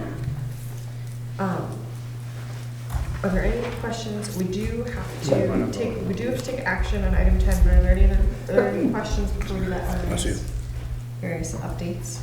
I greatly appreciate it. I did have one very quick question. Yeah. Are there any open seats coming up for commissioners that you know of? Because we're getting close to the time that they. A 2-year and a 3-year. There's going to be a 2-year and a 3-year. So anybody who's listening who's interested in, we'll talk more. We'll be putting out all the usual. We always post them. It's on my calendar to do around the beginning of June, because we appoint those at the July meeting. And so I've already communicated with Renee and Scott about I think it's Roger and Michael? Miles. Yes. Okay, Roger and Miles. One's a 2-year, one's a 3-year. So I already have the ad prepared for that. It will go out in News and Citizen, and then Front Porch Forum website, those types of things, if anybody's interested. And then, of course, they can submit to stay on, but that'll come. So yes, we have 2 seats. And we don't know if they're interested in submitting to stay on already. I don't. Last time Roger wanted to get off, but there wasn't anybody to replace him, so he agreed to stay on. So I don't know if he's changed. I don't know how he's feeling. So we'll find out. Yeah. Well, great. Well, thank you. Okay. So we need a motion for authorizing the allonge. You say that very eloquently. I love it. I'm just gonna keep saying it. So moved. All right. We got a motion from Tim. Second. And a second from Larry. Any other discussion? Great, thanks again, Renee. All those in favor of authorizing that, please signify by saying aye. Aye. Aye. That's 5 ayes. You have the Excellent. original action, right? Is it like front, do they need to like sign the back of that? Yeah, Or do you want me to do just on a circle this one around? It's okay. Yeah, it's like a 2-sided document, Yeah, and let's okay. just have them sign the original. if you Great, don't mind. next we have item 11, select board to discuss writing a letter to the legislature about Act 181. We have gotten a little bit of feedback from Hardwick residents, as well as our state rep, as our House rep, about Act 181. It came up a month or so ago. Derek brought it up Yeah, I brought it up. as something to discuss. It's a hot topic right now in Vermont, and so we wanted to add it as a discussion item for Hardwick. Someone's got a question. No, I have a statement. Kristen. You might want to wait. The Senate Bill 325 just got passed by the House, and Scott has already said he's going to approve that. That basically nullifies. Repealed. Repeals, okay. So, I mean, you're welcome to It do. repeals the two 1A. parts in question. Yes. The 1A also? No, Oh, I think you said 1A. no, 1A. The road The rule and road the tier rule, 3 the parts. tier 3s, Not the exactly. whole thing. Yeah, I mean, Okay. you're welcome to No, discuss it and go forward with it, but just so you know, it just came through the wire, that's why I walked back. What was the number of that? It's Senate Bill 325. I So would we're- consider having writing a letter to the legislature if that doesn't pass. If it doesn't go through. Correct. Yeah. I mean, it's gone through both. It just, yeah, that's why I walked back up to some guys. Right, so, So we're a little late to the bandwagon We're there. a little late. Just a little. but great, that's okay. good job, Okay. good job Vermonters doing the job. Yeah, right. We only asked whether you pass that down. So Tim's suggestion is to wait on writing a letter unless we need to. Yeah. Matter, I guess, like, you know, if it's not gonna go through. Don't think he's waiting on Hardwick. No. Well, hey, don't sell Hardwick short, all right? There are many other towns who've done it. Put But, Eric Jonathan in the case.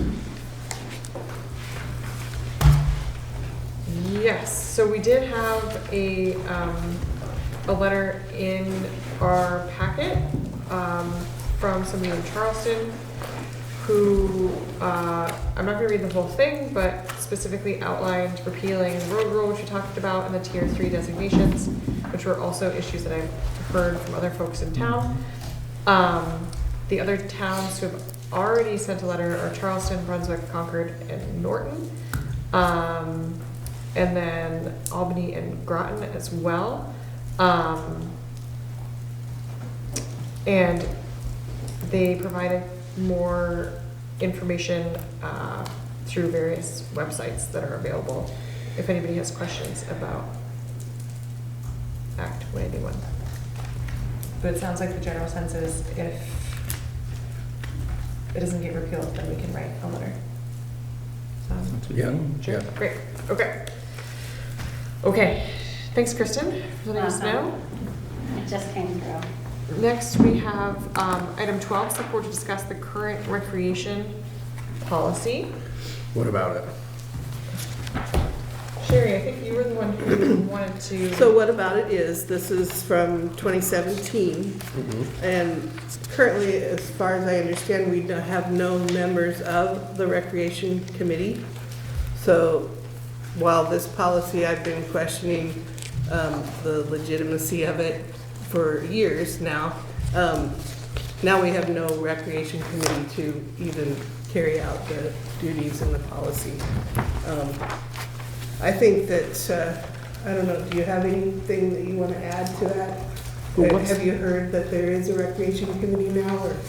Well, I mean, we have a recreation committee because we have a trails subcommittee, so there's still some Right. functioning. But how do you have based on this That's a policy, great question. how do you have a trails subcommittee if you don't have a recreation committee? So Sherry, what else are your concerns? You said you've had So- concerns for a long time. What I'd like to see happen, first, I think this is odd, and I vaguely remember when we did this, and it was because someone wanted to put in the recreation coordinator position and get paid to do some of the leadership role of the rec committee. Yeah. That is no longer part of the rec committee, so I think we should just rescind this policy.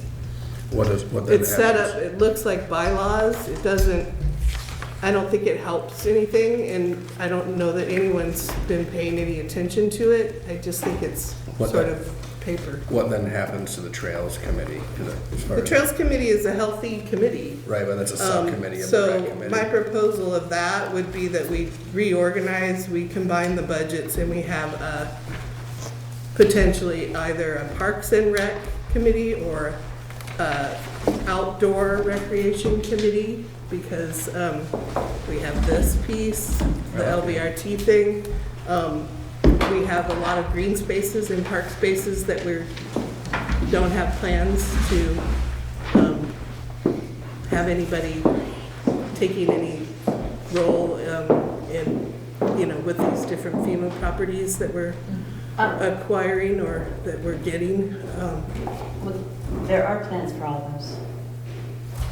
They're green spaces, especially in the downtown. The Peace Park doesn't get any attention from anybody except when a few volunteers will come together on a random basis and plant some things and try to tidy it up. Yeah, I think it's a good idea to combine all of them in the budgets and I would say that we could Park set it. up a little task force with possibly with the planning commission. Maybe members of the planning commission would be interested. Hopefully a couple of members of the trails subcommittee would be interested in helping reorganize. But these budgets could be combined and the different, activities that happen could be much more efficient use of people's volunteer time. That's what I think. Which budgets? I'm just, the The park, recreation budget and the trails budget. Oh, and the trails, okay. So, I just noticed Tracy has her hand up. oh, go ahead, Tracy.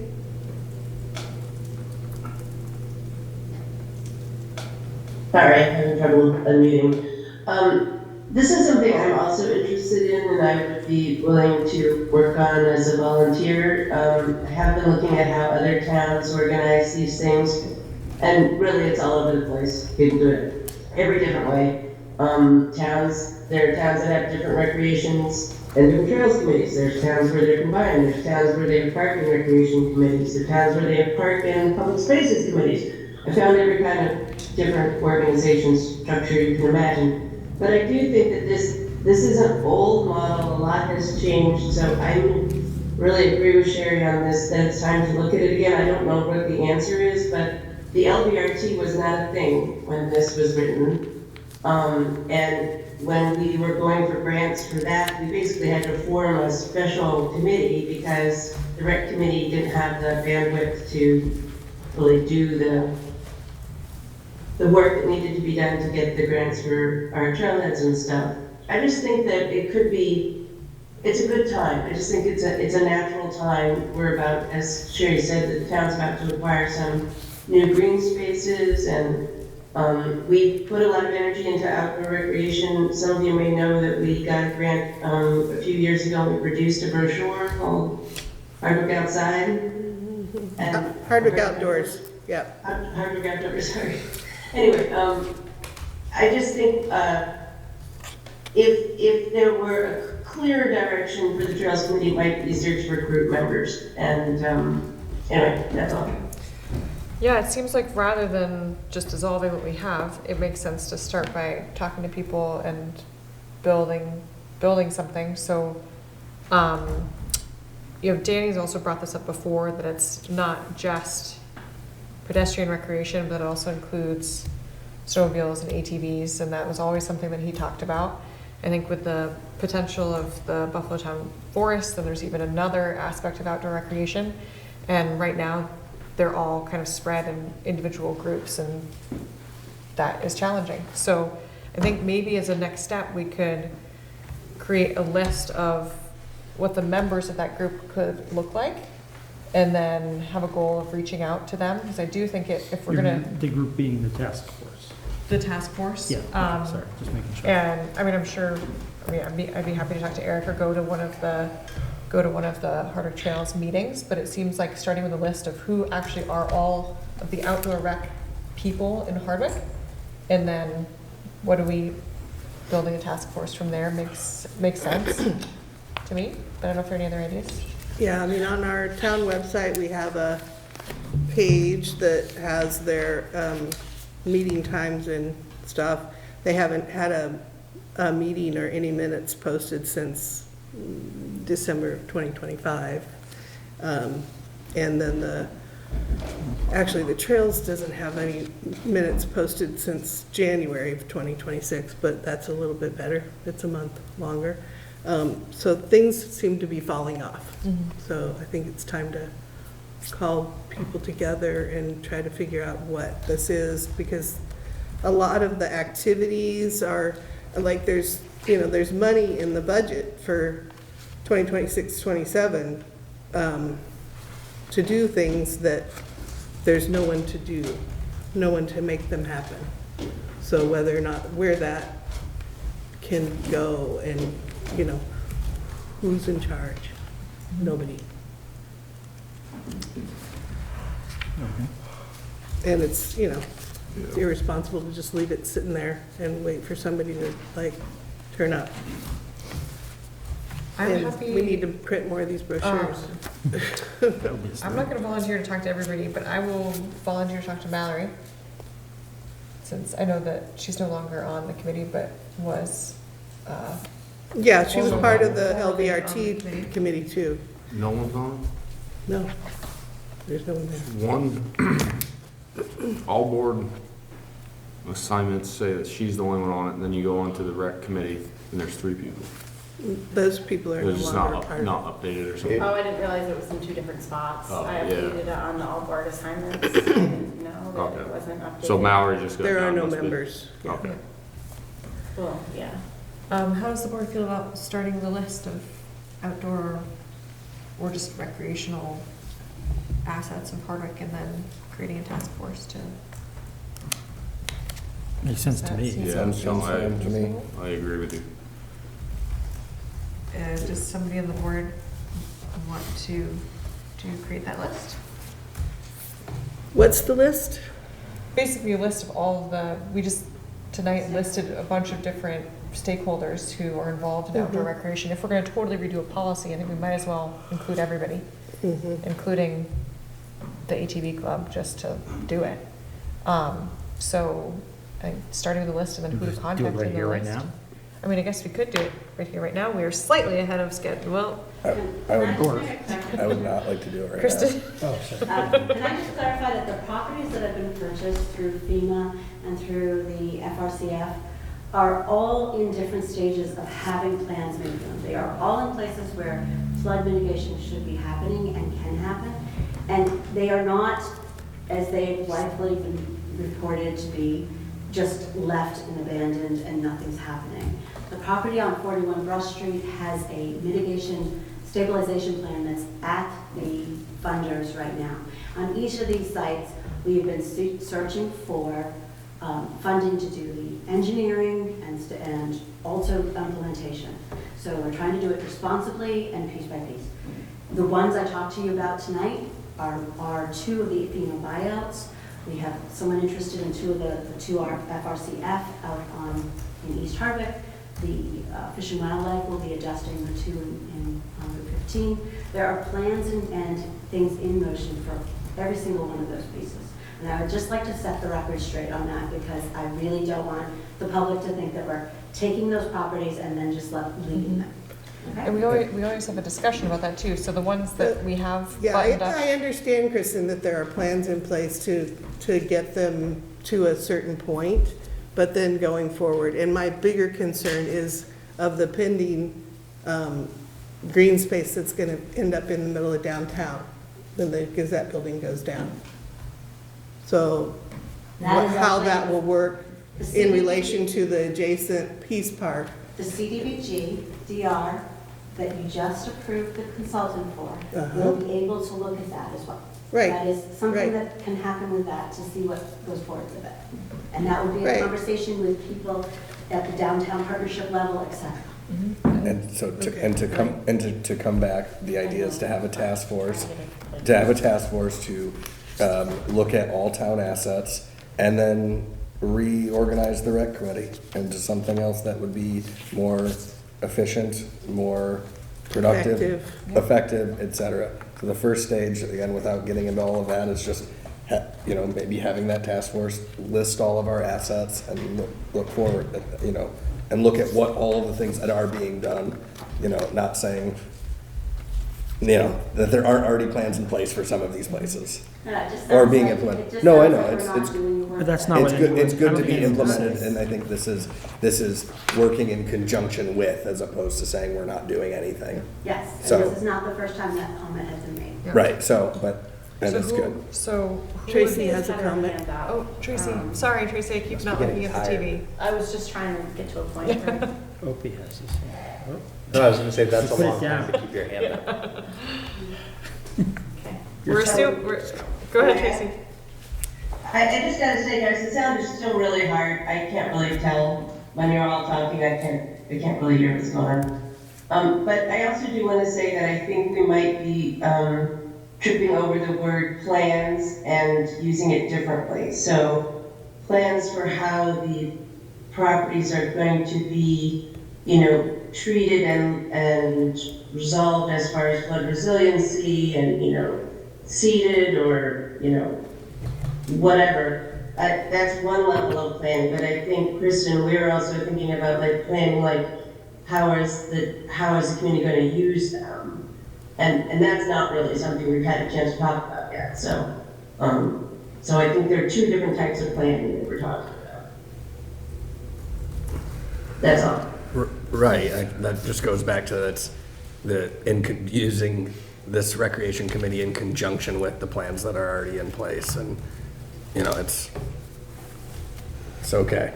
Yeah. It's So what does the select board think about who would we like to task with putting a task force together? I am not gonna volunteer because I have I already think it volunteered. might be beneficial, rather than starting the task force, is to visit the conservation committee, the trails committee, I'm happy to go with a select board member and ask specific questions at these different committee or commission meetings. And so go meet them where they are and get their ideas of what they see as deficiencies within their operations and how we can assist. or even inviting them, if the conservation and the trails wanted to meet together for one meeting. Yeah, I think we should do some background exploratory meetings. Depending on when that meeting is, I'd be happy to go with you. Well, they're regularly scheduled meetings. I know, I don't have the schedule in front of me. We're all busy. I'm not gonna commit, but if it's fine, That might be my recommendation of a first step. Mm-hmm. Right. Great. So it sounds like Tim and Opie are going to do that for the Conservation Commission and the Hardwick Trails. I'm still happy to talk to Mallory. Yeah. As a former. Yeah, and I'm happy to talk to Mallory with you. Okay, great. But I think the general consensus is that we're looking at reworking the rec committee.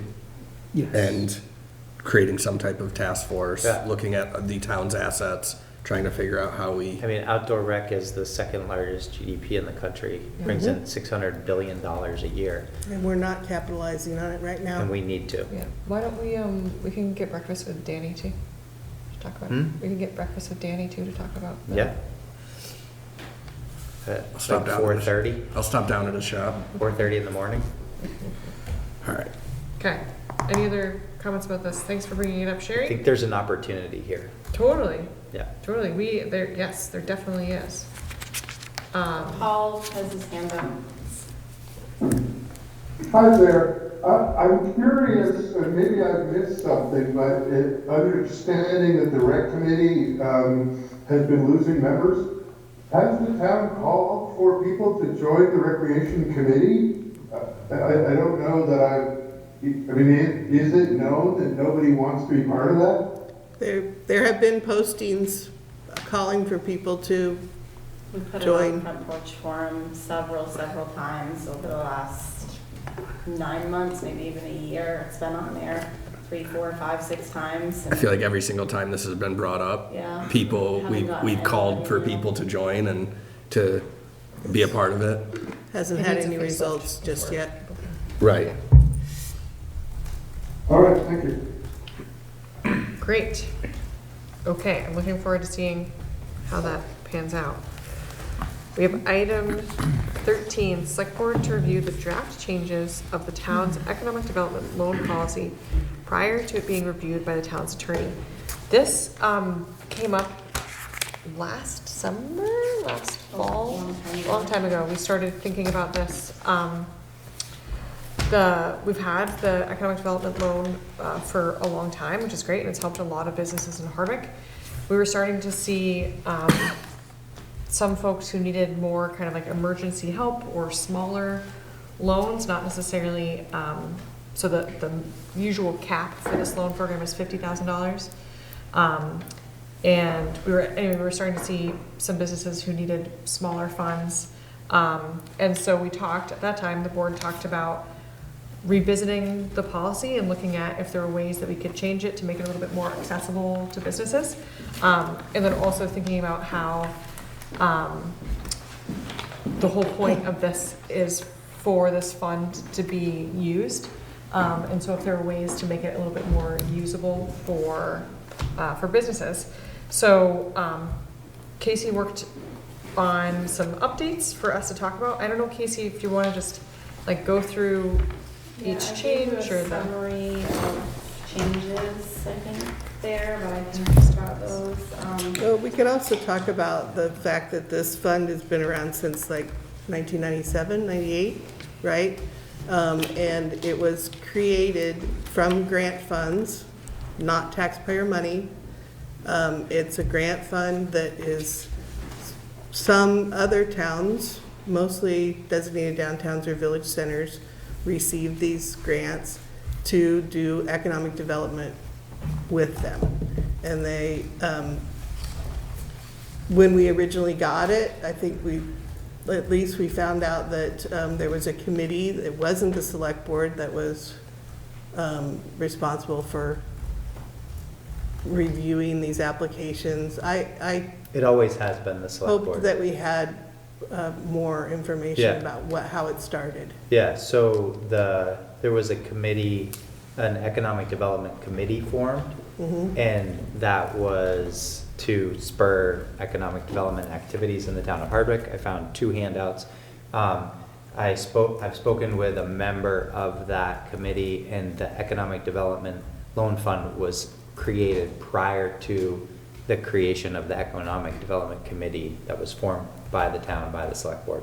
So there's an original policy. I don't know if that was the original policy that was adopted, but it was always the town received the grant, the select board has set in the grant, set into motion how loans would be received, how they'd be applied for, and who would review them, and how they would be reviewed, and how they would be closed.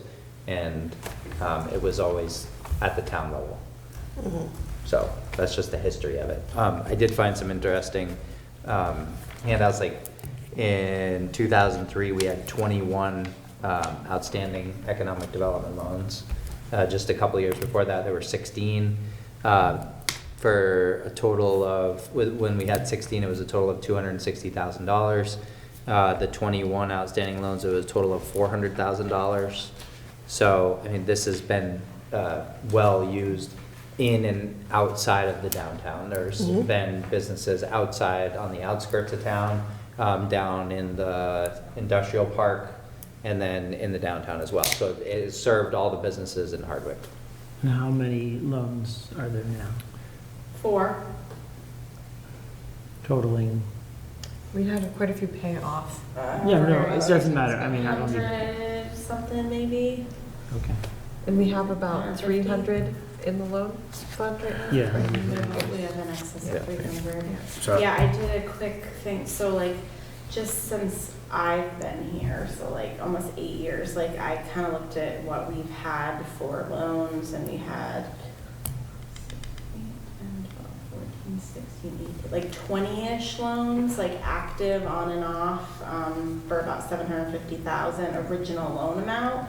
I mean, a lot of these obviously have paid off. We're down to 4, but that's just been over the last 8 years. I don't have data that goes beyond that. I went back to like 17. So, yeah, that's what we got. I mean, I don't know if people don't know about it, or I mean, we don't get a ton of applications, but. Right, and some of it is that people just don't know about it, that it hasn't been widely broadcast, that information. I think in the last 2 years since the downtown partnership came along, we've tried to get that information out there to people who potentially want to start a business in Hardwick. We've tried to go through SBA office and, you know, to share that information, to make opportunities understood. But Yeah, other towns have different ways that they deal with it. Some have economic development offices, and they process these loans. I know that, when Danny was on the select board, he was never comfortable dealing with the economic development fund. But it's a pretty successful way to, carry out that mission of supporting vitality in our town, and especially in our downtown, that doesn't have a lot of, we just lost the. Oh, it's because it's that item. So why don't we, it's great to have all that history. Why don't we just review some of the changes and then we can talk about, so kind of this step is, we still need to have our lawyer review it. And if there are any changes, he would, this is the time for the select board to say, this sounds good, this doesn't sound good, so let's talk about it. I don't know, Casey, if you want me to just go through the summary of changes? Sure. So the first, and this is, you can see this in the first page, would be adding an emergency loan provision for businesses experiencing temporary financial hardship or cash flow challenges.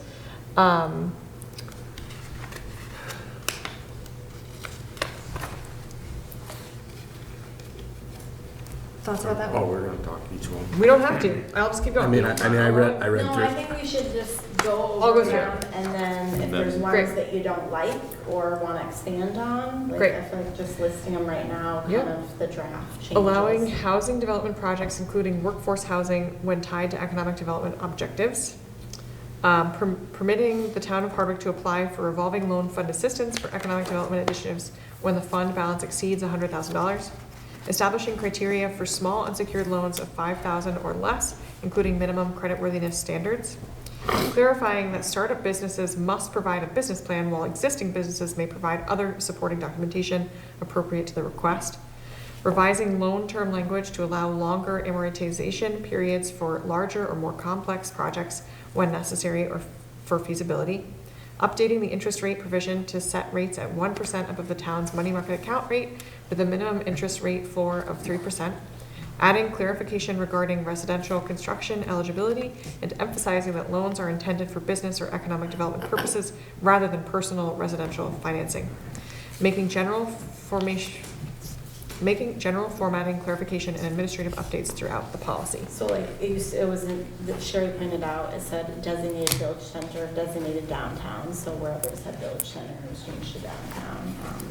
Because it's updated to Yeah. what the actual. So, Does anyone have any item that they, For the downtown. I don't really see a problem with any of it, especially because any individual one is at our discretion anyway. So, I think that we should make an emergency loan fund.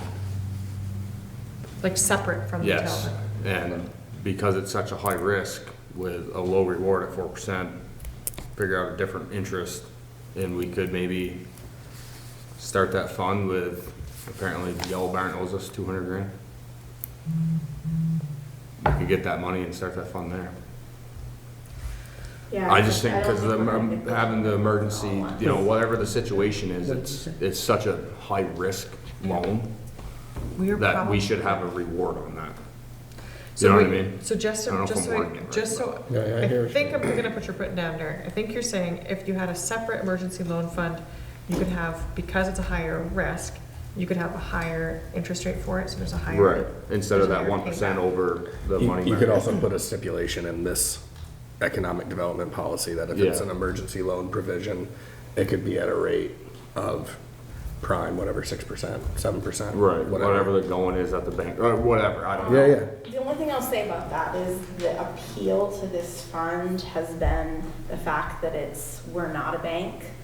We're more flexible on our Yeah. terms, and we, that's the whole point, is to help people when they're struggling, or to help people start up a business. Or to help people at that don't more have the favorable option to go terms. to a commercial More loan. favorable terms has been So- sort of, that's why That's we why have they're the grant low funds. interest rate and, Yeah, and favorable I mean, terms, and we don't go, we don't cross collateralize and take everything, we're more flexible, and that's the To- appeal of the And fund. I kind of agree with Derek in this of that it's a little higher risk. I'm not saying that we have to, be at a bank or higher than a bank. We can even come in lower than a bank, just higher than that 3%. And it's adding like an extra percent or whatever, so it's still more reasonable. What's our We don't goal have here? enough of a interest in taking out the loans as they are. I don't know why we need to add a. Okay.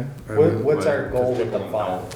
What's that, sorry? Like, what's our goal with the fund? Our goal with the fund is to promote businesses. Economic development. To and economic support development. businesses, yeah. So when a business needs a bridge loan or something for, a piece of equipment to grow their business, like, we want to promote that. We don't want to penalize them for that. So I understand the reasoning behind it, but what is the goal of the fund? Yeah, you got a good point there. So it's like, it's what are we trying to do? Right. In every, whether it's an emergency, if we approve this and there's an emergency loan provision or a small loan provision, there's always, well, except maybe not small, there's always collateral in that, which is what would help with the risk. So whether it's somebody's house or car, or whatever that asset It is. sucks to go through that process. We have had times where we've had to. Except you had originally talked about this small unsecured loan for less than 5,000. And so whether or not you want to keep that in there or not. I don't personally think anybody's gonna come to us for that. Well, and even regardless, it's still at our discretion. So Yeah. we can leave it, That we is- can leave it in there Yeah. and then we vote on it and. That is the one that started all of this, was a request, that was a small request with not a lot of, so. Yeah, and I think it was like a $10,000 or $15,000, but they didn't really have much for collateral, not a lot of options. I don't think I would want to do a $10,000 unsecured, but I think 5,000 is minimal, I guess. I'm fine with kicking this to the lawyer and seeing what he says and then likely approving it in the future. Like as is. And then I also wanted, like, one of the reasons I want them to look at it specifically is like the whole, whether using it for housing development seems appropriate and whatnot, just that's, yeah.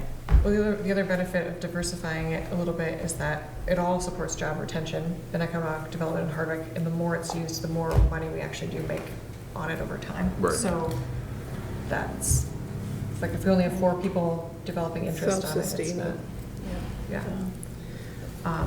Yeah, like, to your point, Derek, like, if the fund was like, if we were getting low on the fund and we couldn't loan money out, then I would say raise the interest rate to try to make some money in the fund. But we have a healthy fund where we're not really in the business of making money. We want to make business. Yeah. So. We want to incentivize business and Right, down. but if we were at the other end of that and we didn't have much of a fund, much to loan out, but we had a bunch of successful businesses that we've loaned money to, like, then that's when we raise the interest rate a little bit to try to replenish the fund. Maybe, just a thought. Yeah. So another element of this that I wanted to put on the table is that when this came about, we did not have a nonprofit organization that was with a mission of economic vitality in Hardwick. We now have the Downtown Partnership and other designated downtowns who have these funds. They use either their economic development offices, which we don't have, or they allow the organizations that are nonprofits with this mission to participate in both promoting the fund and looking at the applications. So I'd like to see us consider bringing on the community development coordinator and potentially at least a member or 2 of the board representatives of the Hardwick Downtown Partnership to review the applications in order to have a more balanced look at how we're incentivizing and trying to push forward vitality in our downtown specifically, but in Hardwick in general. What about loans that don't fall in the downtown? Well, I mean, would you say could, not many of ours do. you could invite whoever you wanted to, into the executive session to review the loans.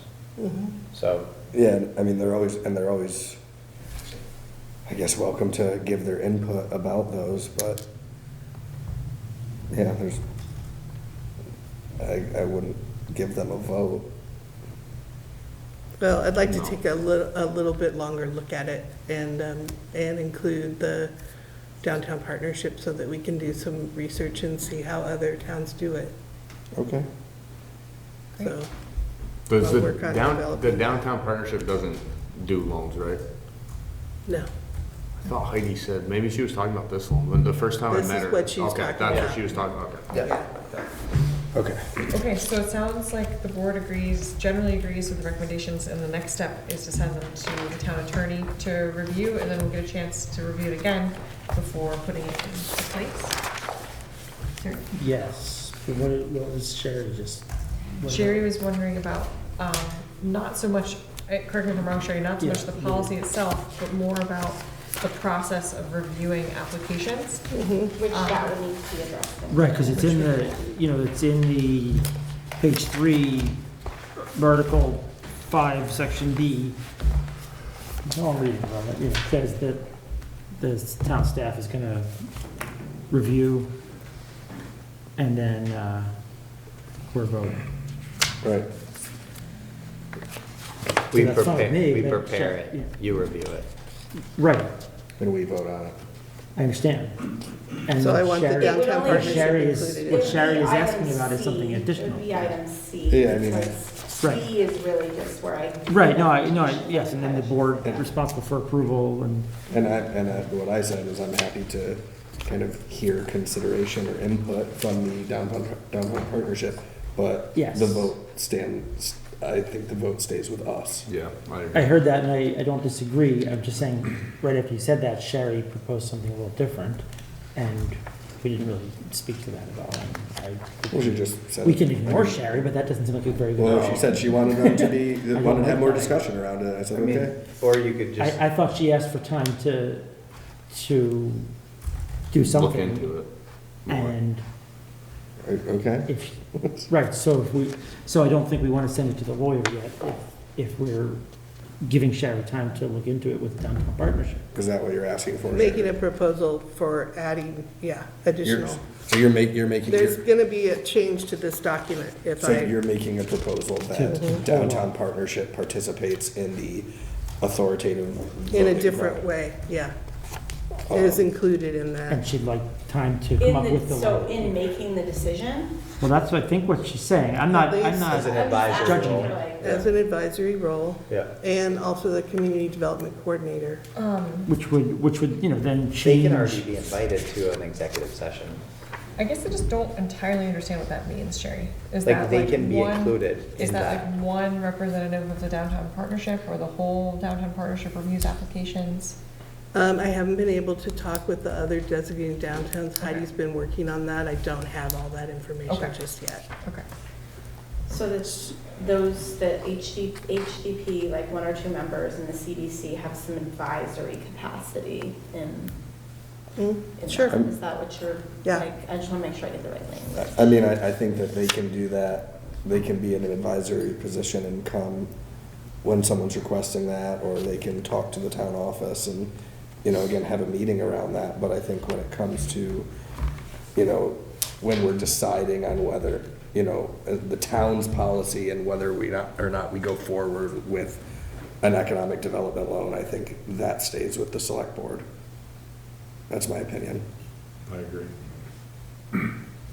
Yeah, there's also, I am a little bit concerned about, there's a lot of sensitive information usually in those applications, and that we always talk about those during executive session. So that to me is pretty important, keeping that that way. But I think certainly, I think that the HDP plays a huge role in encouraging businesses to apply to the fund. And like that's a really important partnership. I think that could be expanded, definitely, and advocating for that, or even coming to a select board meeting when somebody, we've had lots in the past month, we've had people come and ask, and if somebody from that organization wants to come and say, this is a business that really needs the support, I think that's great. Yeah, I think that what we've got, the changes that are here are all, I like them all, and if, I would be happy to send it to the lawyer. What I think seems reasonable is to pause, give Sherry or give the Downtown Partnership a small amount of time, I don't know how much, a meeting or two worth, to come up with additional language or a change in the language that we can then discuss and debate. You know, we're kind of discussing and debating it without really knowing Does that exactly sound what it good to you, is. Sherry? Yeah. That's what she I'd asked. like to see happen. I don't think we're in a huge rush. That's Yeah. exactly, Then, yeah. exactly. But So, I'd like to see I like happen. I like what was proposed and happy yeah, to wait and a so few let's not send it to the I mean, lawyer just To come up yet. with some additional sure. Give Sherry time to Our, come up the with that. Downtown language. Partnership staff and board has never seen this. Yeah. I'd like them to see it before we decide it's So you're just The gonna new take thing. your version and share that with them, like the marked up version? whatever you want to do. I think it would be Take ideal, it out of because the- there are changes to The this, draft, is it in the draft? to, Wait, hold on. There's two to different- have whatever recommendations the HDP has, DP has, be in a totally separate color. So that way we know which, because if it's all red, we're not gonna know what the original That's fine, request was. yeah, that's easy enough to do. Yeah. That's easy. That would be Or great. even like a, Just track changes. But yeah, or there's even like no- a, there's or even like a no- nice summary of Yeah, what they're again, we've thinking. been thinking about this for almost a year now, so there's not a big rush on it. That's great. Thank you for offering that. Any other thoughts about that guy? No. Great, okay. Keep on my agenda. All right, here we go. We have select board reports. Quickly, I just want to thank the road crew guys for their hard work, working a lot of overtime with the water main breaks. We are nearing the end of the negotiations on those contracts. Things went really well. You know, we went back and forth a few times, but overall very good, productive conversations. And I think we got to a place where both sides are happy, which is good in a negotiation, as opposed to a compromise where no one's happy. So I think it went well. And we have a good road crew. We're lucky to have them. So thanks, guys. That's awesome. Any other select board reports? More of a question than a report at the moment. Is there information that you want me, that we as a board want me to bring to planning commission or come back with from planning commission? Planning commission hasn't met since I started on the select board, I think, or maybe, I don't think we've met anyway recently because of capital improvements to Kristen's body. When do you start work on the town plan? We've started work already, working on drafting various parts. So and, I would say take back yeah. this discussion about the rec committee, because there's Okay. shared goals and other things around recreation in the town plan. So we should be taking a look at that and making sure that we're aligned Yep. with that. All right. Rec committee policy. And if there are new recommendations that we want to think about. the Anything planning else? commission can bring. Unless there's any, I came in for the gripping conclusion. We're not quite there yet. Two quick things, the road crew on the water line, and very smart to hire Gravels to do that, help with that, I guess. One of the best operators around. We Great. ran into good things. And second, that 200 grand, Danny was telling me about it. How come that we don't get paid that? What's the deal with You're talking about that? the yellow barn? Yes. He's, something, they want to pay 0%, they're not willing to pay it. I don't know. It was a brief conversation in passing. Yep. So the plan was to, once the debt was, the debt was set for the project, they would, through the NMTC closing, I don't know a lot about it. Have to talk to Eric with the NEKDC. Okay. But there was a $200,000 loan that would be paid back to the town. The town used to buy the property. And I think at the last conversations that were had was likely that $200,000 will be It's not gonna be a lump sum payment. Yeah, They it's gonna wanna, be like, do it over it's gonna be a time. payment. So we'll receive it. Amortization, so they're gonna pay it back over a certain amount of time. Yeah. And do we get to set that, or like, how does that work? It was always It was- planned, it was never planned to be 0% interest. It was gonna have interest. Hopefully. And Based on the economic yeah, development. we're gonna probably have to Fund. negotiate that and do like Yeah. an actual note and term it out over time, because in the end, I don't think that it's gonna pan out to give us the lump sum all at once. But No, they have it's the- all still monies that come from the economic development loan funds that are grant funded. It just goes Yeah. back into that fund Yeah. when it But we gets should, paid it's back. good, we should Right, follow up on it because we. want my money. we asked Right them. now, like, Yeah. We have that. We, yeah. built a brand new building, Talking about it and- should be getting paid back. Well, it's our building. For Like, now. we own, Right. it's our building. And they just pay rent? I've heard many different things, but They do pay. Well, Good old there- town there is gossip. one way that it works. We own the building, we lease it to NEKDC, and they collect the rents and everything, and they pay the town a pilot to payment in lieu of taxes annually. for how long, forever? For a performance period, and then once the performance period is over, based on the grant performance requirements, then we can renegotiate how that is all, we can turn around and sell the building if we want. And that was Against them or to them or whatever. To We any- can do to it. any The highest buyer. bidder. To any buyer, to the highest There's bidder, one up 10 building. to the highest builder. If you need a building like that. Yeah, so there's, Okay. there's a lot going on there, Got it. and it's not as simple as just that we get our $200,000 back. But there's, yeah. Okay. Yeah, it sounded like they just didn't want to pay it. okay. Thanks for bringing that up, Darren. It's not what it is. Okay, do we have any other select board reports? Do we have new business, old business? I got some old business. Okay. Or, well, new business, I think we need to look at doing like an audit of the town website. I wonder whether Maya is available at some point this summer to really go through it and So I'm happy to Update. update you. So Maya and I have met with one company, we're meeting with another next week, because we have until April of 2028 to make our website ADA compliant. So we're getting proposals on like basically kind of redoing the website. So like I said, we met with Revise, we're meeting with Civic Plus. They've sent us samples of other Vermont, New Hampshire websites that they've done. So we'll plan on meeting with 3 companies about, so now we're on that. And Maya's also looking at doing some things on our own that we can to become ADA compliant, not 100%, but some small things that we can do to work towards that, but we do have to get fully compliant in the next 2 years. But no, the plan is to meet with 3 companies, get an idea, and then put that in the budget for July 1st of next year. And then there's just some little things like it still says designated village center on the economic development page. On that page, it doesn't say designated downtown. I mean, there's just things that I see, and I'd be happy to just make a list and send them to Maya. I just didn't know whether. Sure. Yeah. No, she's very responsive. We communicate with her and. Okay. Great. I'm wondering about the trailheads status. Yep, so they're gonna do a parking lot improvement down at the wastewater treatment facility.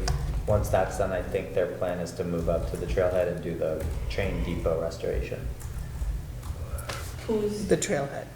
Yeah, Who's doing the parking lot improvement? gravel. Because we have one last tree Mhm. in our grant that we have to plant Mhm. before the end of June. Yep. And it probably makes sense to We have plant 2 that now. after the trailhead is Mhm. installed so that we don't have a Yep. big, Yeah, okay. I talked to Tracy about that. okay. Yeah. Great. So We're gonna we're plant a looking Christmas at, tree too, we're looking at, yeah, the holiday tree. right. Yeah. And we're looking at the next 2 months? Mhm. Okay, Yep. cool. And the portalets for the trailhead, are those coming soon? Yeah, that Because- should have been delivered today. I Oh, think okay. May 7th was It the didn't date. go up there, I so- asked for them for May 1st, but they were gonna be in the area. I think it was today. Who's Cool. I ordered them from Taplin's again, yeah.